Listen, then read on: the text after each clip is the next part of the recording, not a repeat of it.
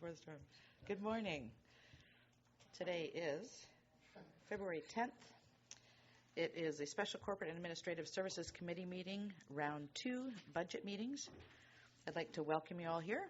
Thank you for people in our gallery. I'd like to acknowledge within the territory of the Seefeldt First Nation. First, any additions or deletions to the agenda? Thank you. Yes. No additions. All right. So I'd like to look for a motion to adopt the agenda as presented. Moved and seconded. All in favor? Thank you. And first, a motion to receive all the reports, including this late item that just got handed to us with regards to the museum. Moved, seconded. All in favor? Thank you. So, number 1, presentations and delegations. Chris Nichols, come forward, please.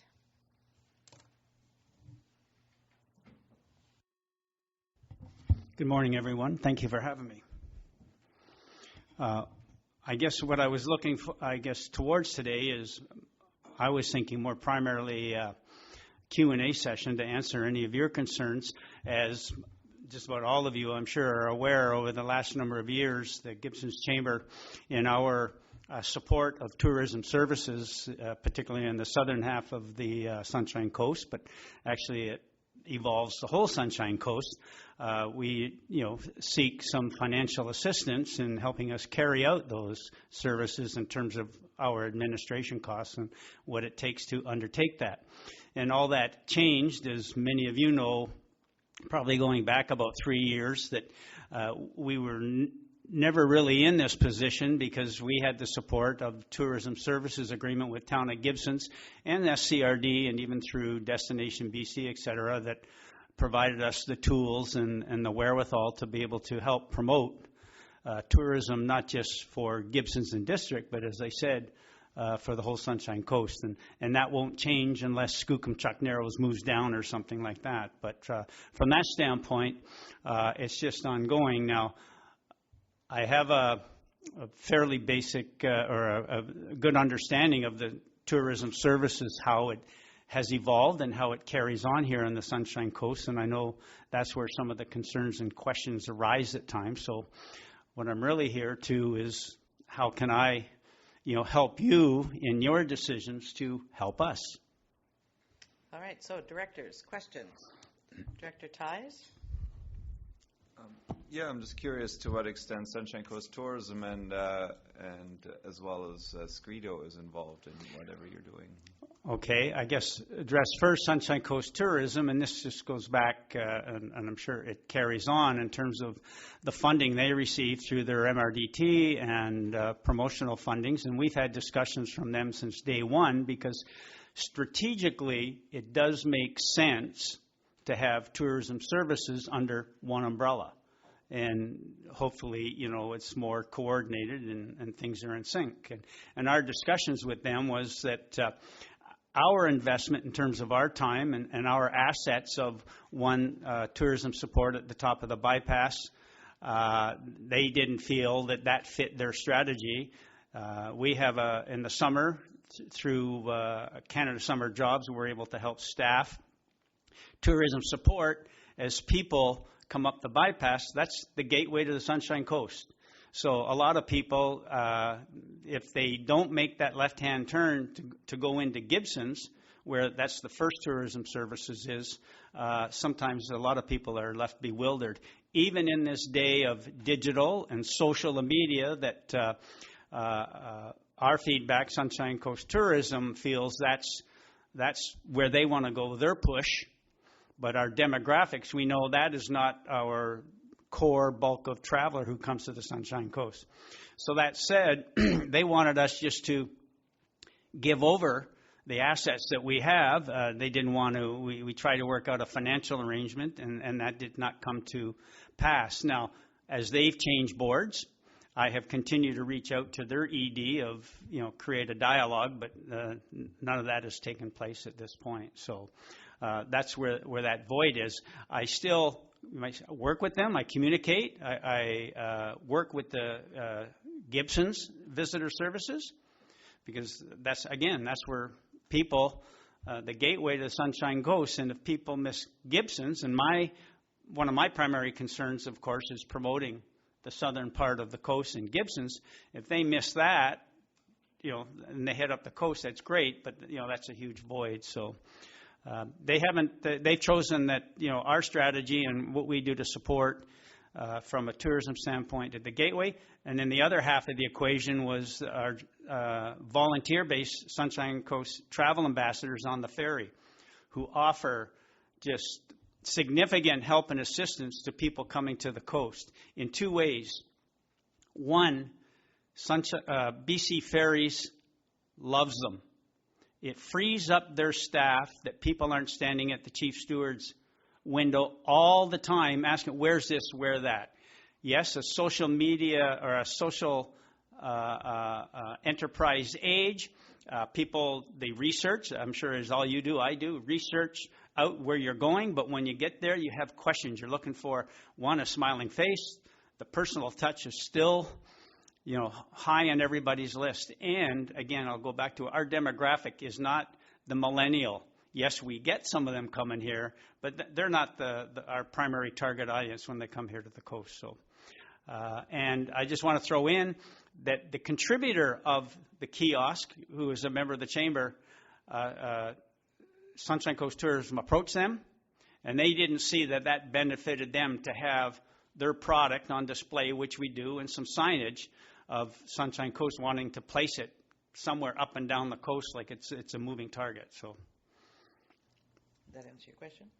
Yeah, and then the Scredo part, I guess. Well, Scredo continues to support us, not really financially. We partner with them on their, core strategies now about business retention. If we put on a workshop or provide support that way, Scredo will provide us, we'd call it some event funding to do that. But direct funding, no, they haven't done that. Thank you. Director Hiltz? Thanks. In summary, coordination and collaboration of tourism on the coast has a ways to go. Yes. Okay. So I'm looking at the stats for the for the kiosk. So I'm wondering about how stats are collected. Well, and there's a little bit more. Is it a standard for all tourism places, like a visit is a visit, or a car, how you collect the stats, what you do with the stats, how you analyze it, and how you use that information to kind of move to the future and what you're going to do with that data? Okay. Yes, generally stats are gathered that way. One, from direct visits, direct interaction, engagement with a visitor, and then secondary, because of the nature of the bypass, which is traffic driving through, there's a lot of traffic that will pull off there, let the traffic jam at the turn there go through. They'll stop to look at the large maps of upper and lower Sunshine Coast, and the doggy rest stop, the porta potties. So all that is visual, and through our summer students, part of their what they do there is they keep the stats of the direct engagement, but they also keep the stats of people who stop and use any part of the facility. And we use those to support our positioning and opportunities. One of the things is, if you've seen, we have advertisers there. It's limited and is based on Sunshine Coast businesses. I use those stats to provide them. There is traffic. I use BC Ferries traffic stats and just merge them all together to present a picture. Follow up? Or did that answer your question? Okay. Director McMahon. Well, I'm just going to put in a word for the travel ambassadors. Personally, the last thing I would want to do is spend all day going back and forth on BC Ferries, but these brave volunteers do it. And, Sunshine Coast Tourism wanted to replace them with a machine that was, an interactive so that you could push buttons or something, but that's not actually what people want. They want the personal touch. So I think it's actually quite a valuable program to keep in place. I have some concerns about the booth at the top of the bypass, though. Are the staff covered by WorkSafe BC? Yes, they are. And turn your microphone back on again. Because what you have there is young people, usually women, by themselves in a public place that's very isolated. And so how do you keep them safe? Well, we've been very fortunate. When we still had looked after the visitor services, the manager there had, direct supervisor. Right now, excuse me, it's, direct supervision by our office.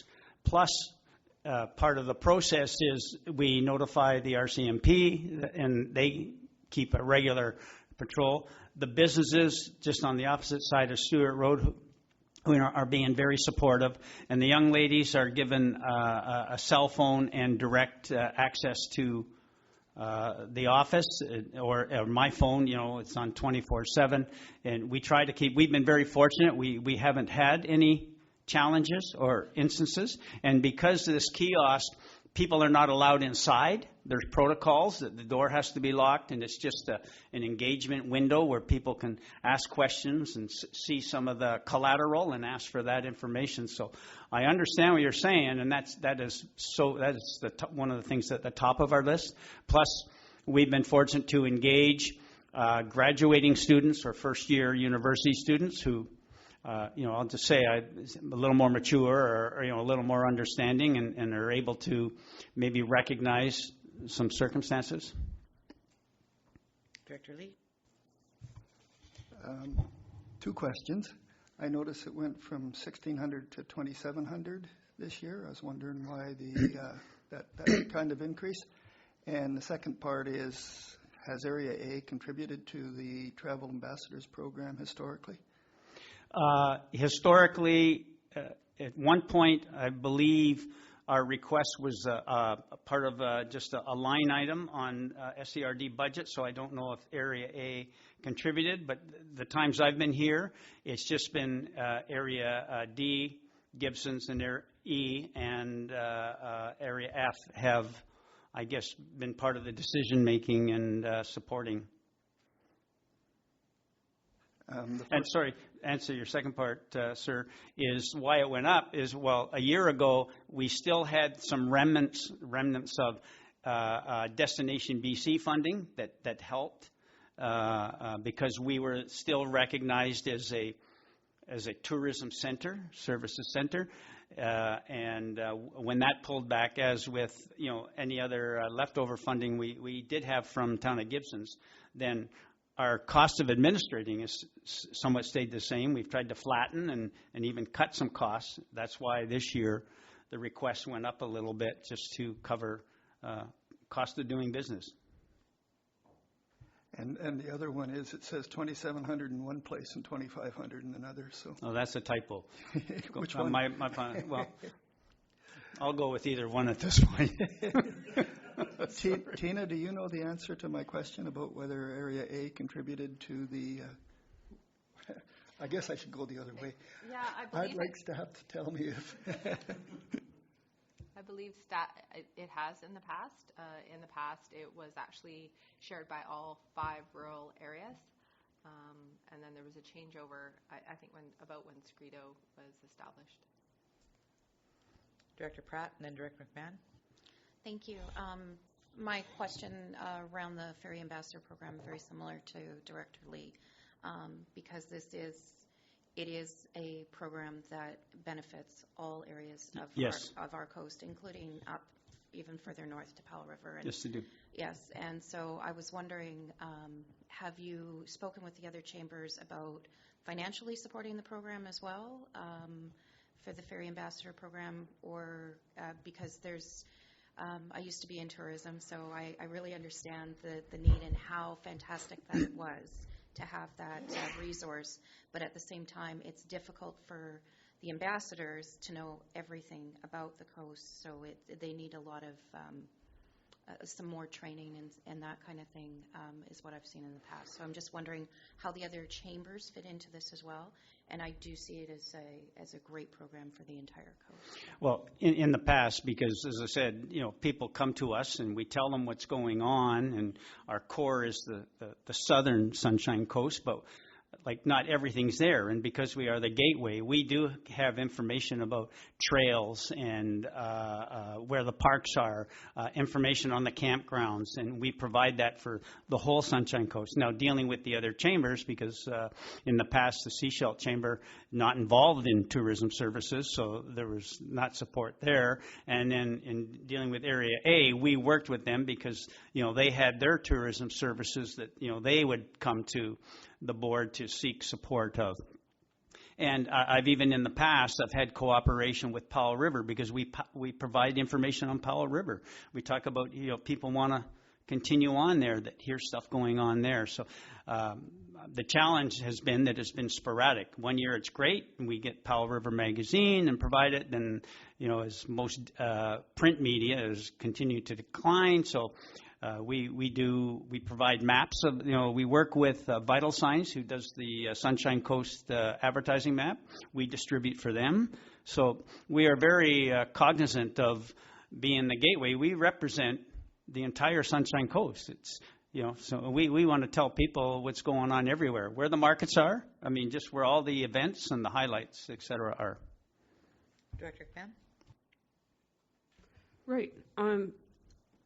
I'm hearing some appetite to fund the ferry ambassadors, so I was going to suggest that we amend the proposed motion and have the travel ambassador program funded by the 5 electoral areas. That would be $320 each. How are folks feeling about that? Director Ties? I'll second that motion, and I guess my question is or my comment, I guess, is that ultimately this shouldn't really be coming to us. I think it should be an economic development or a Sunshine Coast tourism piece, and it's not really our role to fund this. So I'm hoping maybe that in the future we can find some collaboration there. Director Command, Director Lee. This is an evolving circumstance, and it takes a while, is what I'm going to say. It's more rational than it used to be, and we're headed in the right direction. I'm going to actually make a motion. There's a motion on the floor? Well, I didn't make it. He seconded a motion that I didn't actually make. Okay, we assumed you made that. Okay, so go ahead and make the motion. Yeah, well, he was just early. I'd like to make the motion that the Gibsons and District Chamber of Commerce 2019 budget request for a total of $7,700 be approved and incorporated into the 2019 budget as follows. 2020. Oops. Yeah. That would be good. Well, I'm just reading what it says. Visitor services, electoral area E, $2,000, and electoral area F, $4,100, and then BC Ferries Travel Ambassador Program, all electoral areas, $320 each. Is that? So those are based on the historical values of $6,100 for the visitor services and $1,600 for the travel ambassador. So if it was going to be revised based on the apportionment between electoral area E and F for the visitor services, that apportionment would go up. So I think it's 1/3, 2/3 in the past. And then the BC Ferries Travel Ambassador, if each of the rural areas was going to participate, it would be $540 each because it's gone up to $2,700. Director Brown? Yeah, I just have a question. Now that Gibson's is no longer directly funding services, do they have any interest in getting into this? Because are you providing any funding for travel ambassadors? Director Kroll? Yes. We've split it into, there's funding for the Chamber of Commerce, and then there's separate funding for tourism. Can I amend my suggested motion as Tina said? Yes. Is there a seconder for that motion? Seconded. Okay, and then we had Director Lee. I was not, I'm perfectly happy to fund the BC Ferries Travel Ambassador Program. Matter of fact, I'm very thrilled to be part of funding that. It's a very valuable program. I was just wondering if Seefeldt and Gibson's nose might be a little out of joint because they don't get the help too. It's nothing to do with the money. It's just such a great program that I think we all should be saying, yeah, let's go for it. Well, we do have a request, and Director Kroll just alluded to, give me an update in his comments there, but dealing with the CEO and their Director of Finance. In the past year, we did, because Gibson's helped fund, and when Sunshine Coast Tourism stepped away from what we were doing, we went back and asked Gibson's, because one of the things, of course, Gibson's interest is if people, again, miss that left-hand turn coming out of the ferry, there's a good chance some people don't go down there, and we there's a lot going on, you might say. But the CEO and Director of Finance have accepted my request for some funding, and now it's going through their budget process. So it sounds like maybe they've had some internal costs there. And I just want to allude, if I can, in terms of, Sunshine, the travel ambassador. Yeah. Sorry. The travel ambassador volunteers, but there's a cost in supporting them. Many people here have been to our year-end lunch where we thank them. So that's where these costs are essentially the admin costs of, them supporting us. Thank you. All right. No other questions? We have a recommendation on the floor that's been seconded. Does anybody need to hear what it is? Okay. Tara, could you please repeat that?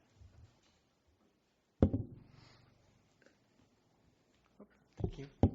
Thank you, Chair. Sorry, now I've lost where I am. Apologies. Okay. And that the Gibsons and District Chamber of Commerce 2020 budget request for a total of $7,700 be approved and incorporated into the 2020 budget as follows. Visitor services funded 1/3 by Electoral Area E out of $5,000 and Electoral Area F 2/3, and BC Ferries Travel Ambassador Program funded equally between 5 economic development functions, which is $540. Sorry, and you'll put all those numbers in at some point. Okay. Is everybody clear on the recommendation? So this is electoral areas only. All those in favor? Thank you. Thank you very much. Thank you, everybody, for your support. Next, we have up Sandra Hughes, Manager, and Billy Griffiths, President, Skookumchuck Heritage Society, Egmont Heritage Center. Come on down.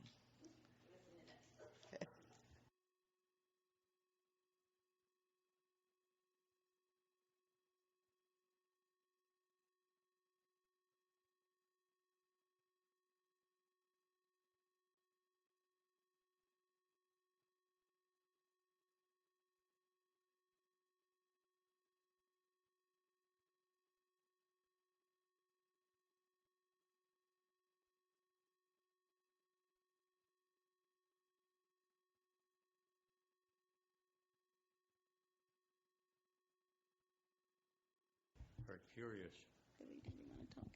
All right, well, let's turn it over to directors. Any questions? Director Lee. First of all, thank you very much for coming. It's great to see you guys. Don't get to see you that often. Once a year. Yeah, once a year. Yeah. Looking forward to it. The reason that we that I asked for more information before we passed it is because originally the budget showed a deficit, and it was a deficit from previous years as well. And I wanted to be sure I think we wanted to be sure you weren't running a deficit. And I see that it's been corrected now, and it does show still a very small $6 deficit. I wish it showed the exact opposite, but I personally am quite happy with. Would you like to make a recommendation then for the budget or for the? Do I have to read one of these things? Yes. That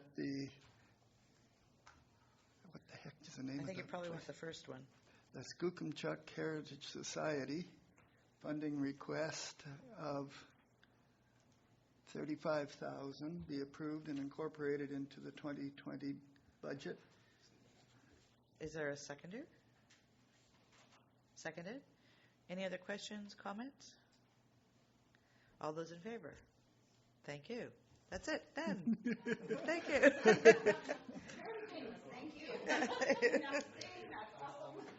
Thank you for running that museum. It's really a great place, and it's a great asset. We love it. And thank you for supporting us. Thank you. We do have a deficit. It usually tends to come somewhere around here.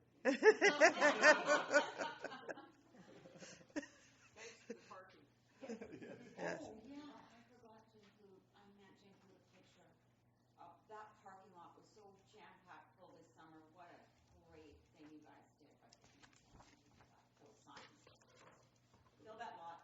The people in the community were coming up and saying thank you for taking the pressure off of that narrow road.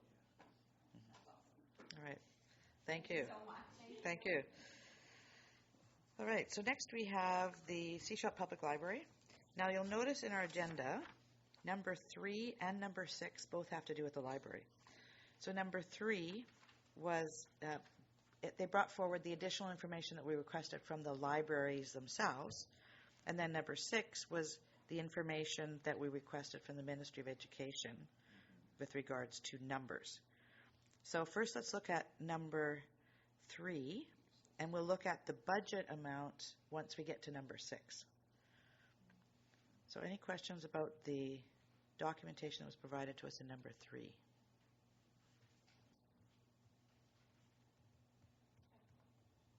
Sorry, Tina?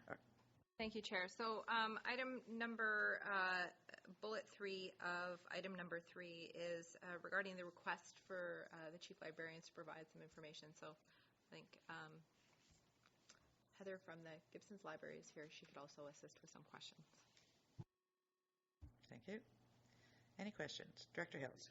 Yeah, on the suggestion from the board, it was, I don't believe there's actually any written documentation. It was a verbal discussion. There wasn't a resolution passed. I'm wondering how that information ended up with the various libraries, the communications back to them. And it was kind of suggestions rather than a request, so just language. Okay. I think the libraries were here. Tina, I don't think you were in communication with them. They were here, and so then just forwarded the information based on the conversations that were had that day. Director Tighe? I just want to say thank you for providing that additional information. And I think more important than any comparison with Gibson's is the comparison with the average of similar sized libraries. I think that was a lot more helpful than any of the other stuff. It does help give some perspective moving forward. Hasn't made the decision any easier, but it certainly helps to give perspective. Thank you. Director Lee? The one answer of how we decided what the catchment area is, I think that was interesting. I didn't know how that decision was made. I think it was a good decision because the library gets funded by the number of people that theoretically could be using it. And so I think it was a good decision by the SCRD to ask for that to be done because it helps with the funding. So I definitely was happy with that. I wasn't happy with the assumption that we were trying to compare Seefeldt to Gibson's because that was not our intention, or at least that wasn't my intention. My intention was to understand more about the individual lines of business that the library is operating. And I think that's something we should know. And we did know it from Gibson's because they give us their annual report, and it had those things included in it. Talked about who's attending what and what percentage, and it talked about their catchment area and what percentage, and that's what I was hoping to see from the Seefeldt. I wasn't trying to compare one against the other so we could say, no, we're not getting good value here. or yes, we're paying too much for something over there. That wasn't my intent. So I was quite disappointed in not seeing those kind of stats. I hope in the future we can. So, thanks. Thank you. Any other questions, Director Tighe? Yeah, I don't know if anybody here can answer this question, but for the survey, the public survey, page 24 and 25, I'm just wondering, and I think in the past it's been done at Trail Bay Mall. Is that what happened again? And is that what so the sample is actually random people at Trail Bay Mall? It's not like people visiting the library. No, it was 3 days at the Trail Bay Mall, 5 days at the markets, so one in Seefeldt, and 1 day at one day at Canada Day booth. Oh, okay. So over 3 months. Okay. Some people filled in at the library, but we did not push it there. The purpose was, the random people outside. Right. Okay. So yeah, the first when I read it, I was like, I hope that's not the visitation statistics of the library. I was like, but okay, thank you. Director Hiltz? Yeah, I'm going to echo what Director Lee was talking about, that the idea was to kind of, in the statistics, was to kind of a number to start to understand that. So I'm going to come back to the numbers page, which is on page 22. And I do have a question about, I was looking for a citation, like where do the numbers come from? Are they annual reports? Are they the annual public library survey? Where did the actual numbers that fill in from 2013 to 2019, what was the source of them? Do you want to come up to the microphone so that it's actually recorded here? Thank you.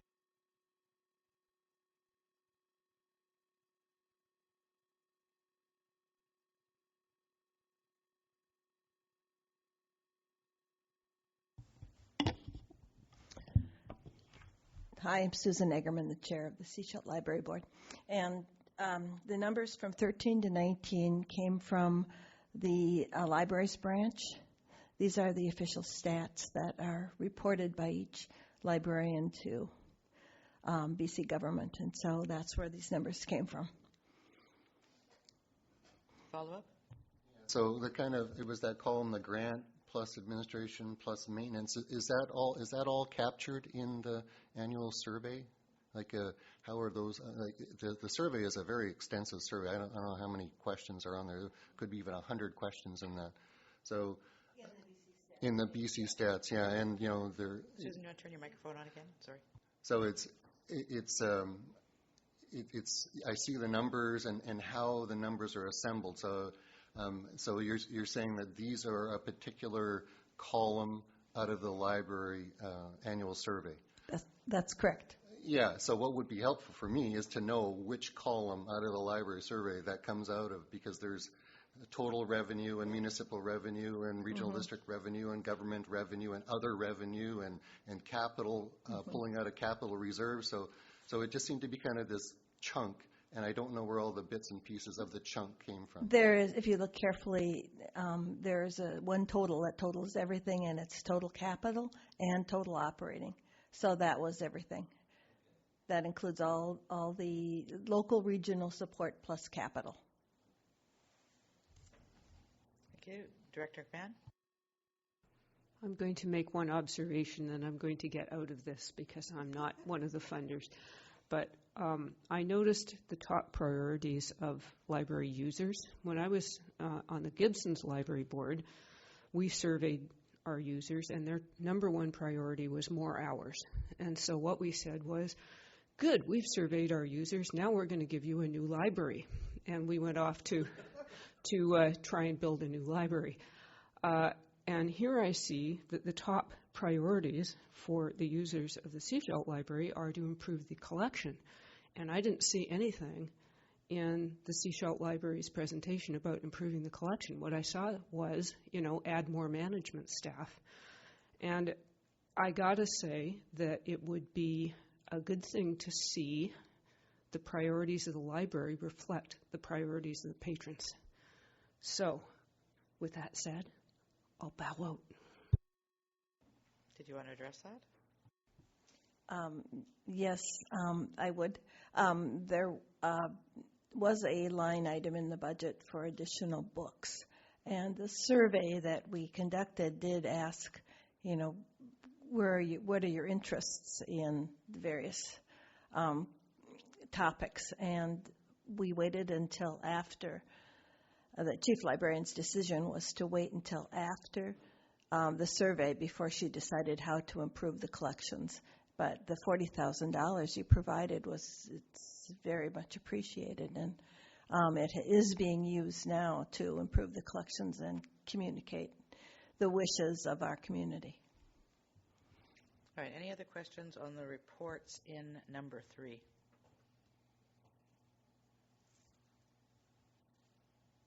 Let's move on to number 4. Gibson's Area Community Schools, Gibson's Landing Community Society. This would come out of function 670.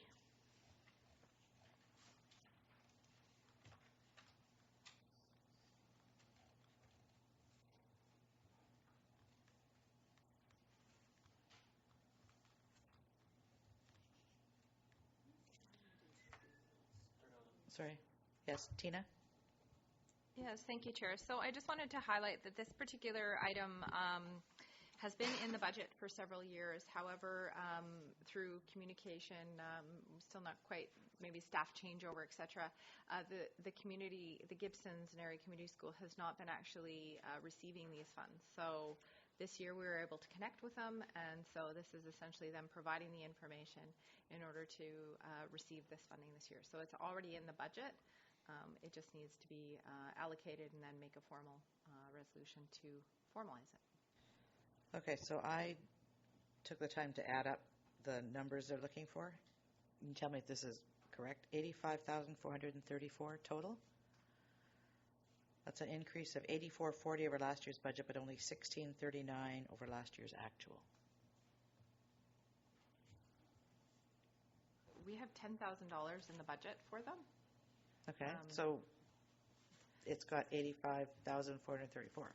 Because I think they're, I think they receive various funding from several other sources, and so there's been lots of back and forth about, what it is to provide. So provide us with a comprehensive budget of all your funding sources.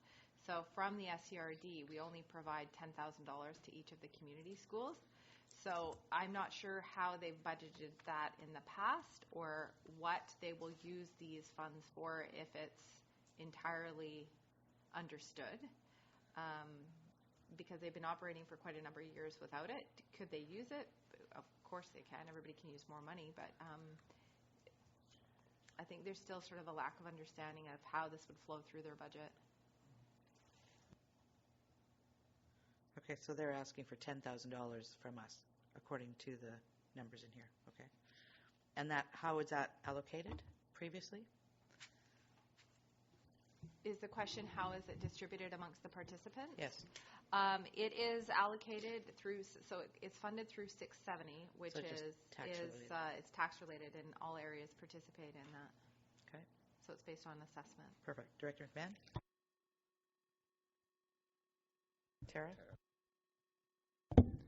Thank you, Chair. On page 36, it actually does give a small breakdown of where their funding comes from for some of these programs. Some says Community Link, fees, SCRD. So they have provided a little bit of a breakdown. Again, this is a little bit new for them. So I explained when I contacted them about the Roberts Creek Community Schools and the Pender Harbor Community School and how they and I think they've communicated with them as well as with Seefeldt Community School. So they've got a pretty good idea. Anyway, it's on 36 if you want to look at the actual breakdown of the 10,000. Yeah, 36 and 37. 37 is the other programs that they're doing. Director McMahon. So my question is, if they didn't use the money previously, what's happened to the money that was assigned previously to this cause? Where does the funds go? It just rolls into surplus, and then it gets transferred into reserves. Director Hiltz. Yeah, just want to sort out the function numbers. 125 being community schools, grant and aid versus 670. I'm a little mixed up on how the differences there. Thank you, Chair. Every community school used to be funded from 125. Community schools, the grant and aid program ended up being for restorative justice only. It's funded, I think, differently than the regional recreation, and that's why these community schools were switched over to regional recreation, with the exception of Half Moon Bay Restorative Justice, which is a separate program.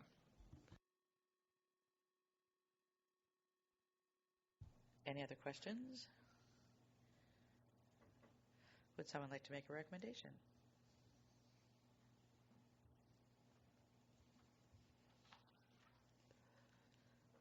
Takes us a bit to get into this a bit now. We have a cheat sheet here of motions we can make. It's like, okay, which one do we do? Director McMahon. I'm just having some trouble with this because I don't have anywhere to look to see what the amount is that we're voting on. It's $10,000. That's it. Yeah.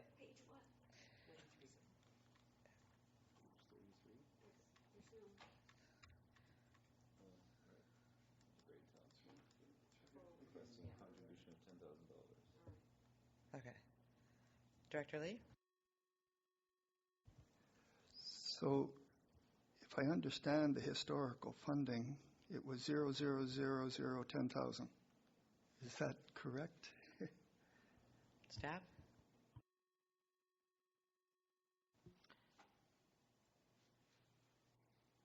Have we provided $10,000 over the last recent years? No.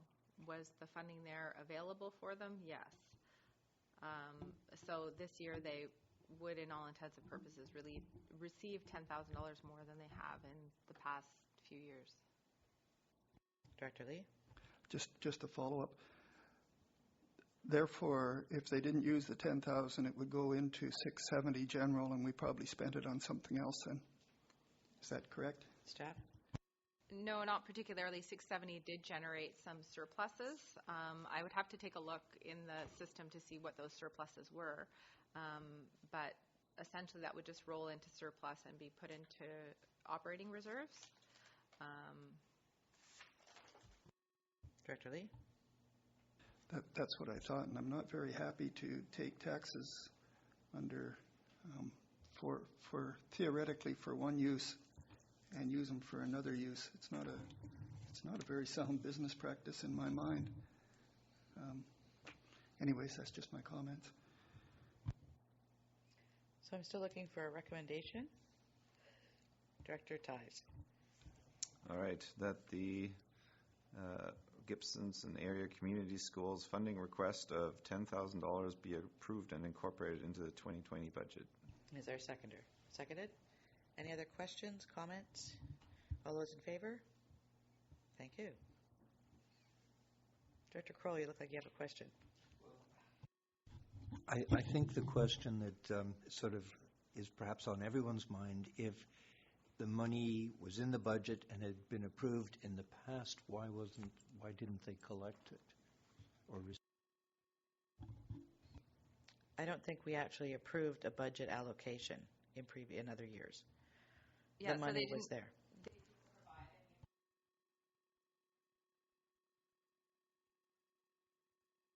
Sorry, turn your microphone on. I think I'm hitting the button to turn everything off occasionally here. No talking for me. So what happens is we solicit, but all the community partners and stakeholders, like the museums, the libraries, etc., we give them advance notice. This is what we require from you as part of the budget deliberations.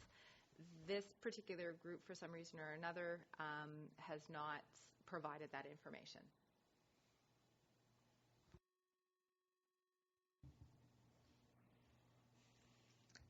Go ahead. But, well, so there were no, but it was suggested that funds were allocated to them. They just never received them. So what we do is we don't automatically give people money, even though we don't know how to say it any different. There's a process that they have to go in order for them to receive the funds. So even though we reserve that amount in the budget, there's a process for which you have to provide backup as to what the funds are for before we pay it. So there's a couple of steps in the iteration for us to be able to provide the funding. So none of those steps were taken, and I think due to staff changeover, et cetera, they actually were unaware they were entitled or these funds were available to them, that the other community schools were providing these funds. And so Ted Chisholm helped us with trying to make the connections, and so we've been working with them. Thank you. All right. Next item on our agenda is Seniors Planning Table, Sunshine Coast Resource Center Society. When this came before us previously, along with police-based victim services, we actually asked staff to go away and do some research around social service or contribution service of some sort, because we didn't really have any place to fund these from, given the limitations we currently have on grant and aid at the regional district. So Tina, did you want to speak to those services? The information you found out about those at this point? Yeah, so essentially at this time, in order for us to create a new service, and staff are still working on this and will provide a subsequent report to a future committee. Essentially, the question right now is we do have some past recommendations as far as looking into youth funding and social services. So could we provide what's called a contribution service? And essentially the ministry is saying, look, you have to be defined and prescriptive as to what you're doing. So right now, we'd have to create a service, so we would have to go to public approval to create those services, and of course those take some time. So for this year, right now, per policy, the only option would be through the grant and aid process, and of course that would allow, the process would be where these community groups would apply through that process, for 2020. And there's a limit on the dollar value allowed through that by policy. Okay. Director McMahon. So the policy that there is a $5,000 limit, is that our policy? Could we change that if we wanted to? That might be something to consider. How long has it been $5,000 as a limit? Quite some time.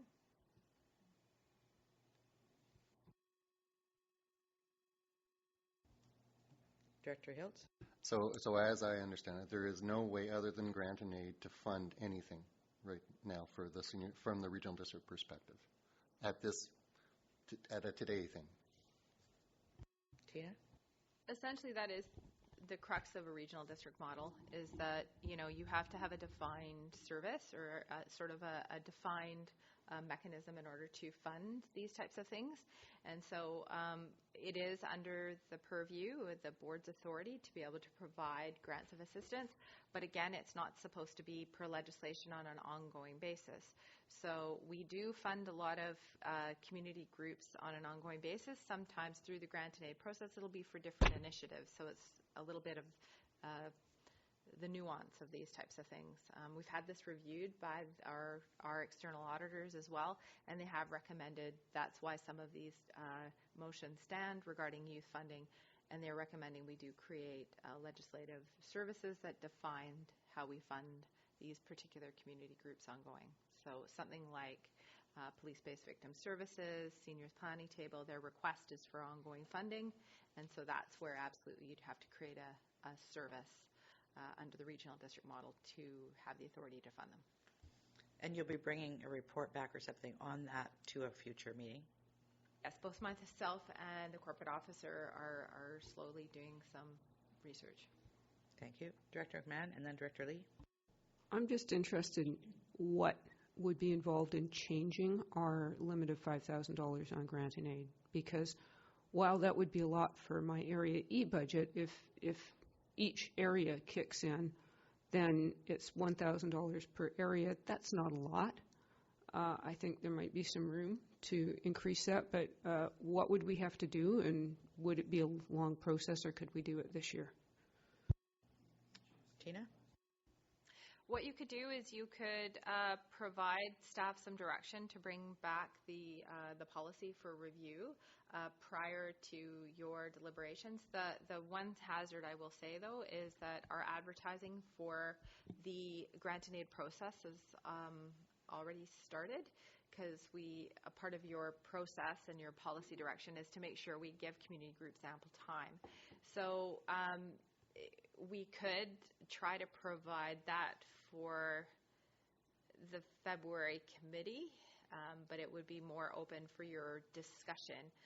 How we tie that into either the 2020 process or 2021 can be part of that discussion. Follow up, and then Director Hilt.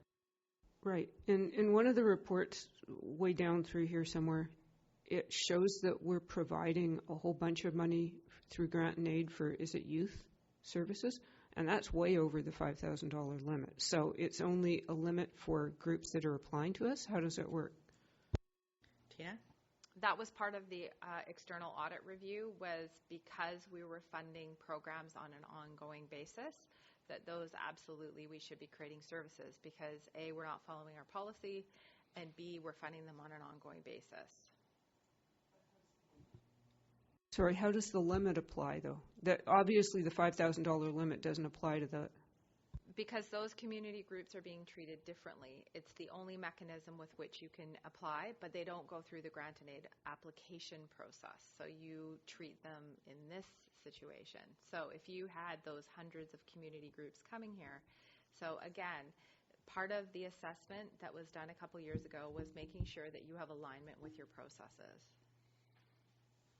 So what you're saying is we have previously ignored the grant and aid $5,000 limit for youth services because they're not applying through the regular process. It's something that's kind of evolved over time. If they apply, the limit is $5,000. That's what I'm hearing, sorry. So I think it's a timing thing. It's basically, the timing was, there were past decisions, some of these things were done. We had an audited review, but I think it's just that further step of creating the youth related programs. So one of the steps that we did take is, for example, Area A's library funding used to come through grant and aid. We created a service. So we just haven't gotten to this particular step because it's just the youth that are being funded. There's no other community groups. So there's already wheels in motion. It just hasn't been executed yet. So if the directors wanted to, they could actually, when we look at the grant and aid conversation that we'll be doing at number 8, they could put a line item in there at this point for seniors planning table, police-based victim services, and then entertain that conversation down the road around how we create a service to take care of youth, police-based victim services, and seniors planning table, and others. But it would have to be specific to those. Is that correct? Should I say yes? So I think you're asking me whether or not they could bypass their policy now, and I think that's your decision. Thank you. Okay, I had Director Lee on the list and then Director Hiltz. I think Tina got to the question pretty clear. I have 2 questions. I have a comment first. I'm very much in favor of funding the Gibsons and Area Community School. Don't get me wrong. I think it's the right thing to do. I was just wondering if we could do it out of reserves, make it look better. And so that's where my discussion was, my mind was. On the seniors planning table, is it 5,000 limit per area? Is it 5,000 out of the total pool? Total. It is? I think it's per area. Darn. And my other question is, how did we fund the seniors planning table in the past? I don't know if it was, or if it was done through grant and aid, but very small. Yeah, it was through grant and aid and up to that $5,000 limit. Okay, I've got Director McMahon and then Director Hiltz and then Director McMahon. I think this merits a longer conversation, but maybe not right now, because part of the reason we're struggling this is these are all downloaded services from senior government. And I have actually a parking lot is not a bad idea. But we should have this discussion, and we should have the discussion about how we manage grant and aid, because right now, I have a very small grant and aid budget. I'm thinking of increasing it, but if we're moving a lot of these things out of grant and aid, then maybe I don't need to be increasing it, and, on it goes. That wouldn't happen this year, though. You know what I mean? Like, we can't move we can't move them out this year. We don't have the mechanism in place to do that this year. Right, Okay. but we do need to have this longer discussion, but not today. Okay, so we started a parking lot. Director Hiltz. Yeah, the parking lot. Yeah. So kind of what I'm reading is that in the past there has been policy decisions, and we're trying to reconcile past policy decisions. So I don't necessarily want to recreate more things that we have to undo in the future. So to me, it seems like the grant and aid is the only place for this funding request to go at this point in time. Yes. Okay. So is this an actual request, like in option 1 or 2? Are we actually having to make a decision on option 1 or 2 here? No. No. Okay. This would be a conversation when we get to grant and aid, or do you want them to make a recommendation now? Yeah, that's what I'm trying. Do we need to make a decision about where we're going with this? Okay, let's go to the CAO. Hi there. Thank you. From a staff perspective, and this was a conversation we had leading into this meeting, the last time we used the parking lot, we ended up with about 26 issues that had been parked there. So from a staff perspective, we would caution you strongly against parking lot issues. We don't want our parking lot to end up like our actual parking lot out there by the time we're done. Okay. So do you want to make a recommendation at this point? I think I'm moving towards that because there isn't a lot of options here. So this is what I'm thinking, is that it's an option 2, if this is a budget request, to help staff along and to refer this the applicant to the grant and aid process. And then we'll deal with the amounts when we get to the grant and aid. But there's the policy of the amount, and then there's the policy of the ongoing funding, ongoing operations. So you'd have to be changing the policy in a couple places, the grant and aid policy. So it looks like a sinkhole forming. Okay, so we have two considerations. One is, first of all, do you want to fund it this year? And if you do, how much do you want to fund it for? That's one conversation. And that would be funded this year out of grant and aid, whatever amount you choose to fund, if you choose to fund it. The second conversation then is, what do we do down the road? And that is, do we set up a service? If we do set up a service, what services, what programs do we want fund through that service? Because we'll have to be specific. And that staff are still getting some information on. That would come back and be in place potentially for 2021. So it's at this point, all we're looking at is, what do we want to do now for funding for police-based victim services, seniors planning table?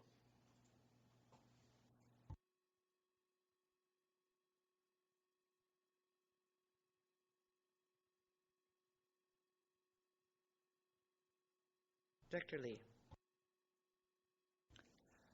I was trying to find if there was any services even come close to fitting in that we already had, but I can't see one.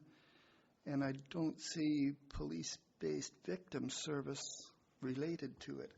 So it looks to me like I don't know what we'd call it, social services, but it looks like we would have to have an entirely new service if we went from grant and aid.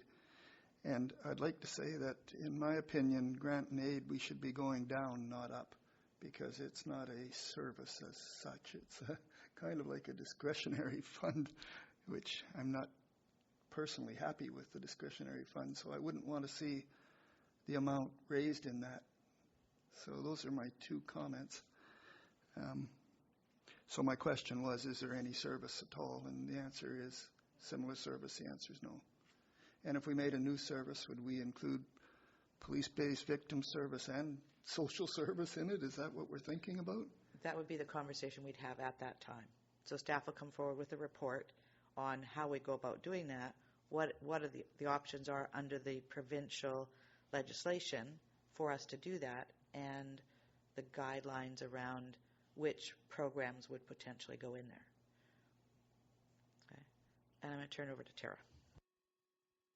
Thank you, Chair. I just wanted to say that I believe you made a recommendation at one of the meetings for police-based victim services to come through the grant and aid process. So just as an update there.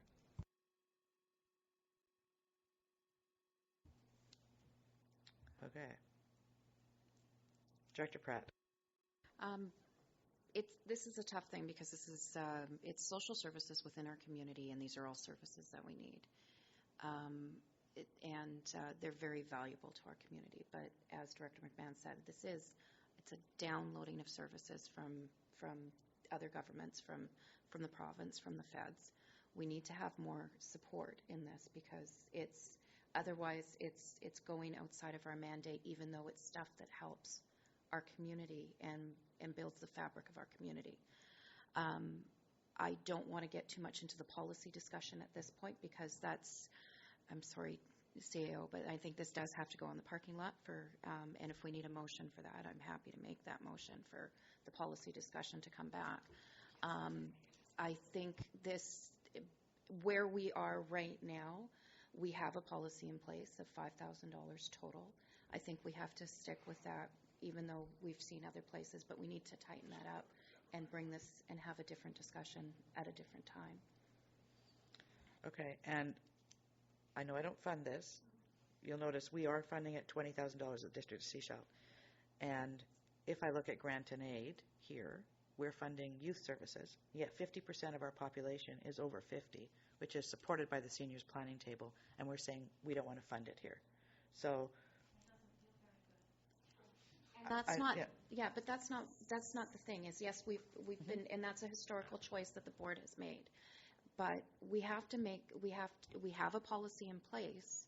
So if we have to be very cognizant, if the rural directors or the directors at the table here want to do that beyond that, we have to look at the difference that we have in regional district budgeting is a lot different than municipal budgeting.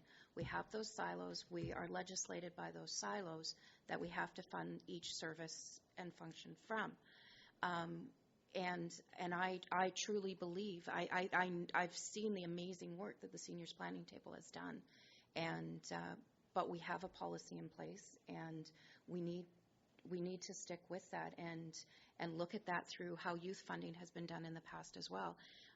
All services, all of our social networking, community schools used to be funded by the province until it was downloaded to school districts and the funding was cut across the province. Yet our community schools here on the coast are vibrant, yet they're still begging for money from everywhere to make things run. They're highly efficient.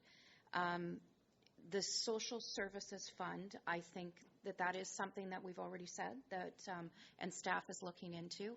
We may just have to, we have this policy that we can fund up to $5,000 through grant and aid for any one program. And maybe we know we need to talk about this further. We know we need to have a better policy discussion about grant and aid. I would agree with Director Lee, having these discretionary funds up to $5,000 through grant and aid, that's another conversation to have. Like, that's a lot of money that, we're looking at for any one organization. So I think we have to look, if we're bound by our policy that we have right now, we are bound by not having this social services function that we should have, that we've been seeing for years, that we're going to see this more and more. There's a lot of gaps in government funding, but we need to have a better discussion about the policy piece and how we do grant and aid. I understand, and I agree. That's something that has to happen, and we started that conversation previously. It's in the parking lot, yes. And CEO McKinley. Another option outside of the parking lot per se that you could consider is making a motion to forward this discussion to the February CAS meeting. And I think I'd look at Tina, because I know you and Sherry are also working on this already. We did make a recommendation previously on this. So is that coming forward to the next CAS meeting? That I don't know. We would have to check to see whether or not we have the capacity to do that. But I think that they're somewhat distinct in the sense where your policy is your policy, your grant and aid policy. The fact that you need to take some things out of it to create a service for 2020, obviously we know that's not going to be feasible. We can try to, if we do provide a report, the suggestion by the CAO is, look, if you want to have the policy decision regarding your grant and aid, we need to have it now. But even if you have that discussion, you've got a few barriers, meaning, budgets, bylaw is going to be adopted that very same day. So again, later today, you're going to review your grants, your discretionary amounts for your grants. So there is sort of a timing issue. We're kind of running up against doing all these various processes and the times and decisions that you're trying to make. So staff are trying to allow for the discussion. If you want to have it further at the Feb, we have a capacity in that agenda right now to have it for you to explore the grant and aid policy. So we're looking at in March, I guess, or is it February? We would be looking at grant and aid and the service, or are you looking at in March? It's hard for staff to commit to time right now. It's I can't speak for other people's workload right now. Director Lee and Director Kroll. I guess I need my memory refreshed. If we funded this through grant and aid last year, and yet the $5,000 limit wasn't a problem last year, even though we had it. Did they ask for less money last year? Is that what's happened? Or $5,000 is what was funded last year. Is that correct? Through grant and aid? $4,000 last year was what was given.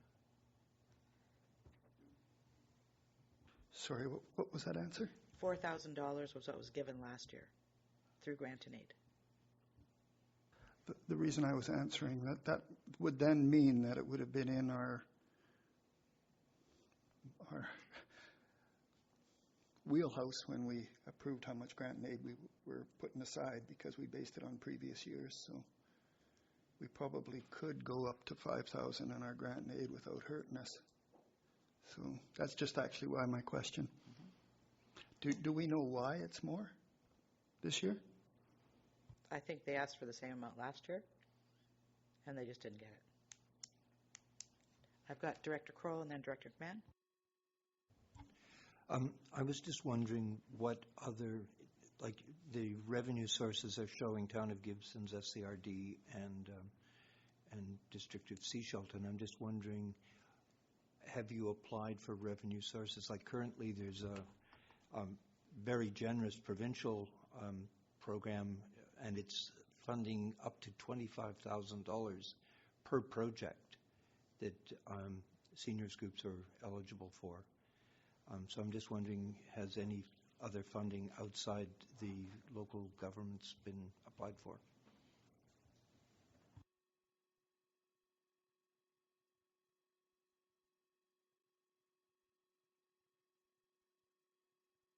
Director Hiltz. Yeah, just a little clarification. I don't believe the seniors planning table had a grant and aid application last year. I don't remember that. So I don't. Did they? Yeah. They did. Okay. I saw it on the Town of Gibson's request. Okay. All right. So that would be most likely the way it's going to happen this year for 2020. That's the ask is $20,000 from the regional district. That's $4,000 per regional area, and we haven't got a mechanism, and we won't have a mechanism. So the only way to move this down the path is, I think, to deny the request that's on the floor right now and recommend that the proponent apply through the grant and aid. That's I don't see an out on this one. Okay. Director Lee.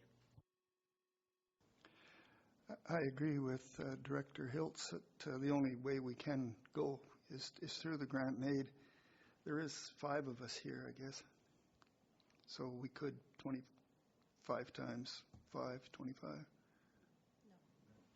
No, the maximum you can give is $5,000. Oh, It'd be maximum is 1,000 5 total, per area. so we can Yes. go 5 and that's it. Oh, that's a tough one.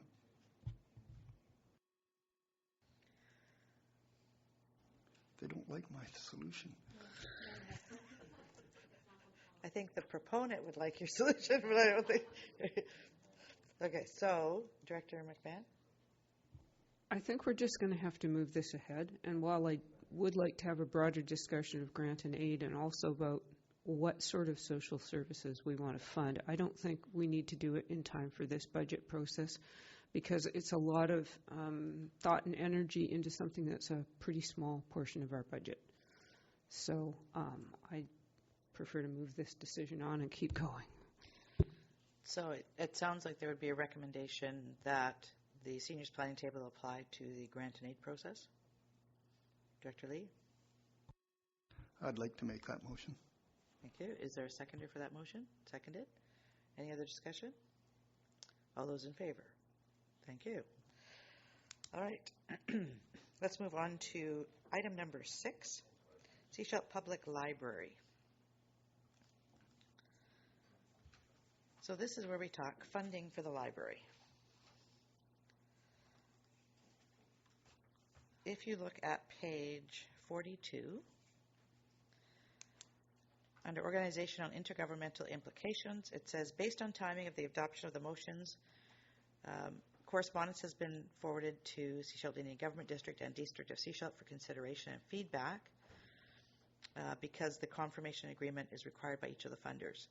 Then, with the SCRD targeting a February 27, 2020 adoption of the 2020-2024 financial plan bylaw, final funding apportionment would be required by the round 2 budget deliberations on February 10th and 11th. So we're looking today at finalizing what the library funding is for the Seefeldt Public Library.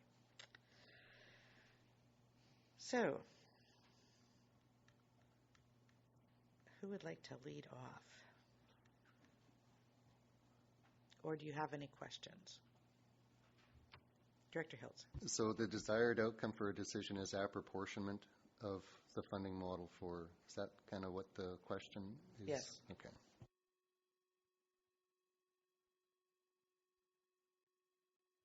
And also the number, yes, they've requested $828,720 total. Director McMahon? Where does this fit into the 5-year agreement? This would be the first year of the 5-year agreement. That's what the funding is. Tina? I think you were on a roll there. So I think this is where staff from the other funding partners have said, look, the agreement is structured in the sense where I think everybody is somewhat happy with the draft terms and conditions. The biggest, the piece that was missing was what will the funding apportionment be on a go-forward basis. So I think if there needs to be clarity on if the funding apportionment decided from the regional district's perspective here will be the set funding apportionment going forward. Dr. McMahon? Was there agreement on what the total funding was? Because I don't remember that being agreed on. So the contract included percent increases per year, and there were several different options, none of which I can remember at the moment, which probably doesn't matter because I'm not voting on it. But okay, so we have to agree how much and who pays what. Correct. Director Lee. Well, did we have a 5-year plan drawn up with funding proportions? Yes, there was a 5-year funding agreement draft that was prepared with the, yes, Tina? So at the round 1 budget deliberation, staff provided several versions of funding apportionment options. There were reports, I think, on 3 or 4 different committees. We didn't include it in this particular package just because I think it it was this much. So essentially, we don't have a decision on, are we happy with the 828? What will the funding apportionments be? What will the go forward funding? Are you okay with doing the 4%? And then from there, we would draft an agreement.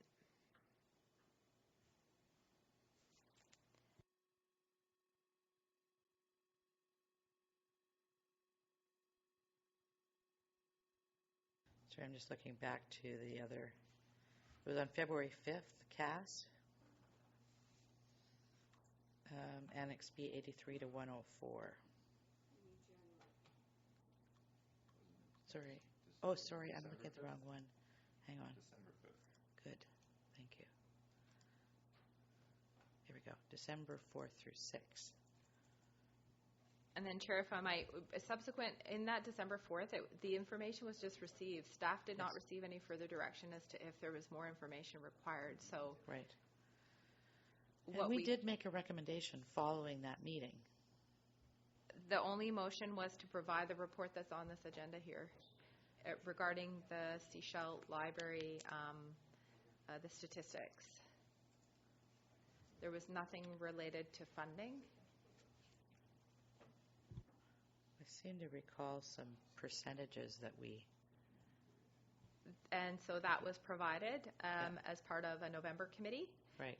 Then that was forwarded to the December 4th for round 1 budget deliberations.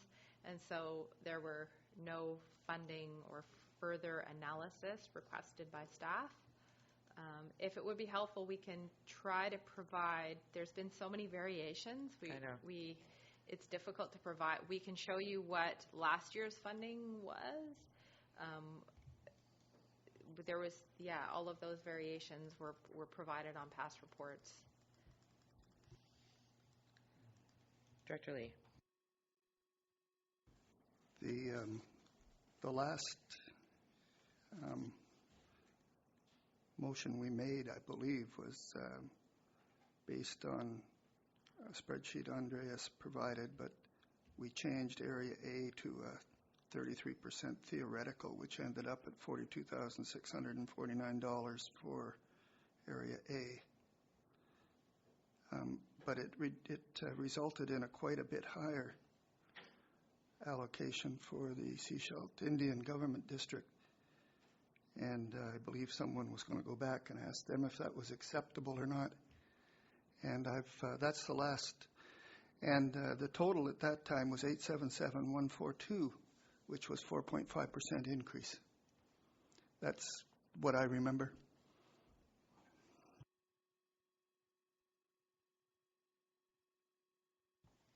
So staff have not heard back from formally from the Seefeldt Indian Government District as far as anything related to funding that they are willing to contribute for the library this year.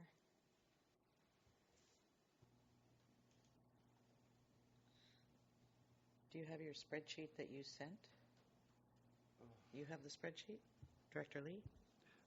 Not the exact one, but I have one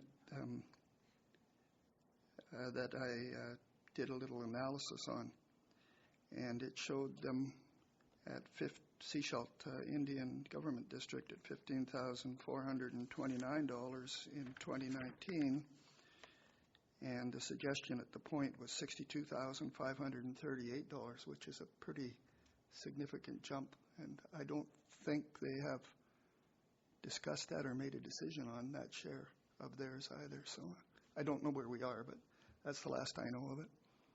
Tina? Would it be helpful, does the committee have, do you know what you'd like to see?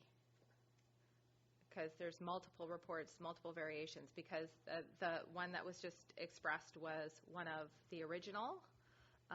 However, that was not proceeded with, and a different iteration was then provided. So we can provide all the past information, and we could have this discussion today or tomorrow. Yes, Director Lee? I'd prefer that. I need to refresh my mind on everything as well. Tomorrow would be better? Yeah. Do you have those various spreadsheets, et cetera, that could be forwarded to us? All we would do is we would provide the past reports that we've provided.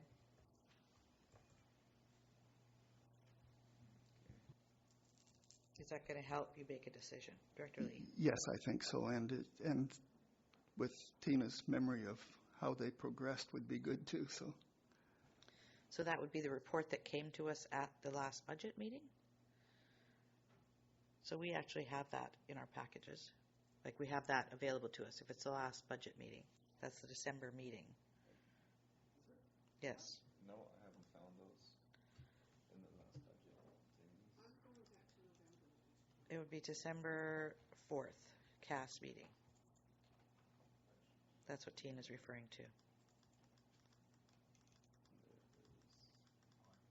Annex B, Seefeldt Library request.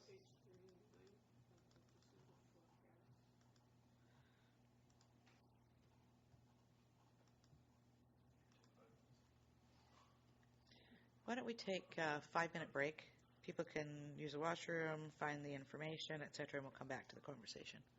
So we'll come back at, say, 11 o'clock. Yeah, just before 11. None of these have been.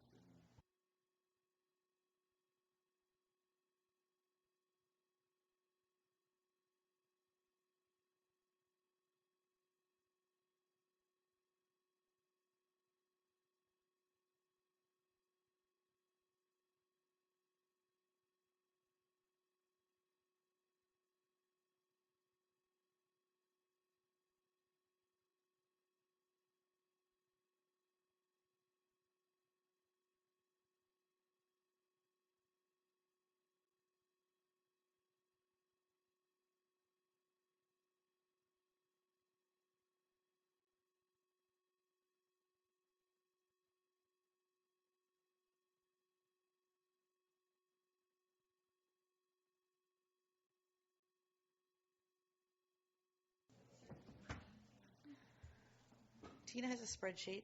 We're going to use it as a starting place to come up with what we're going to do this year for our apportionment. Okay, so I'm going to have Tina put that up, and I'll move out of the way. Yes. It's on. You probably have to go to switch the input.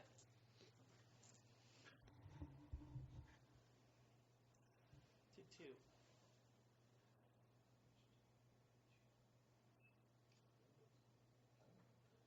There we go. And how does that move over a bit? Can we move it over a bit?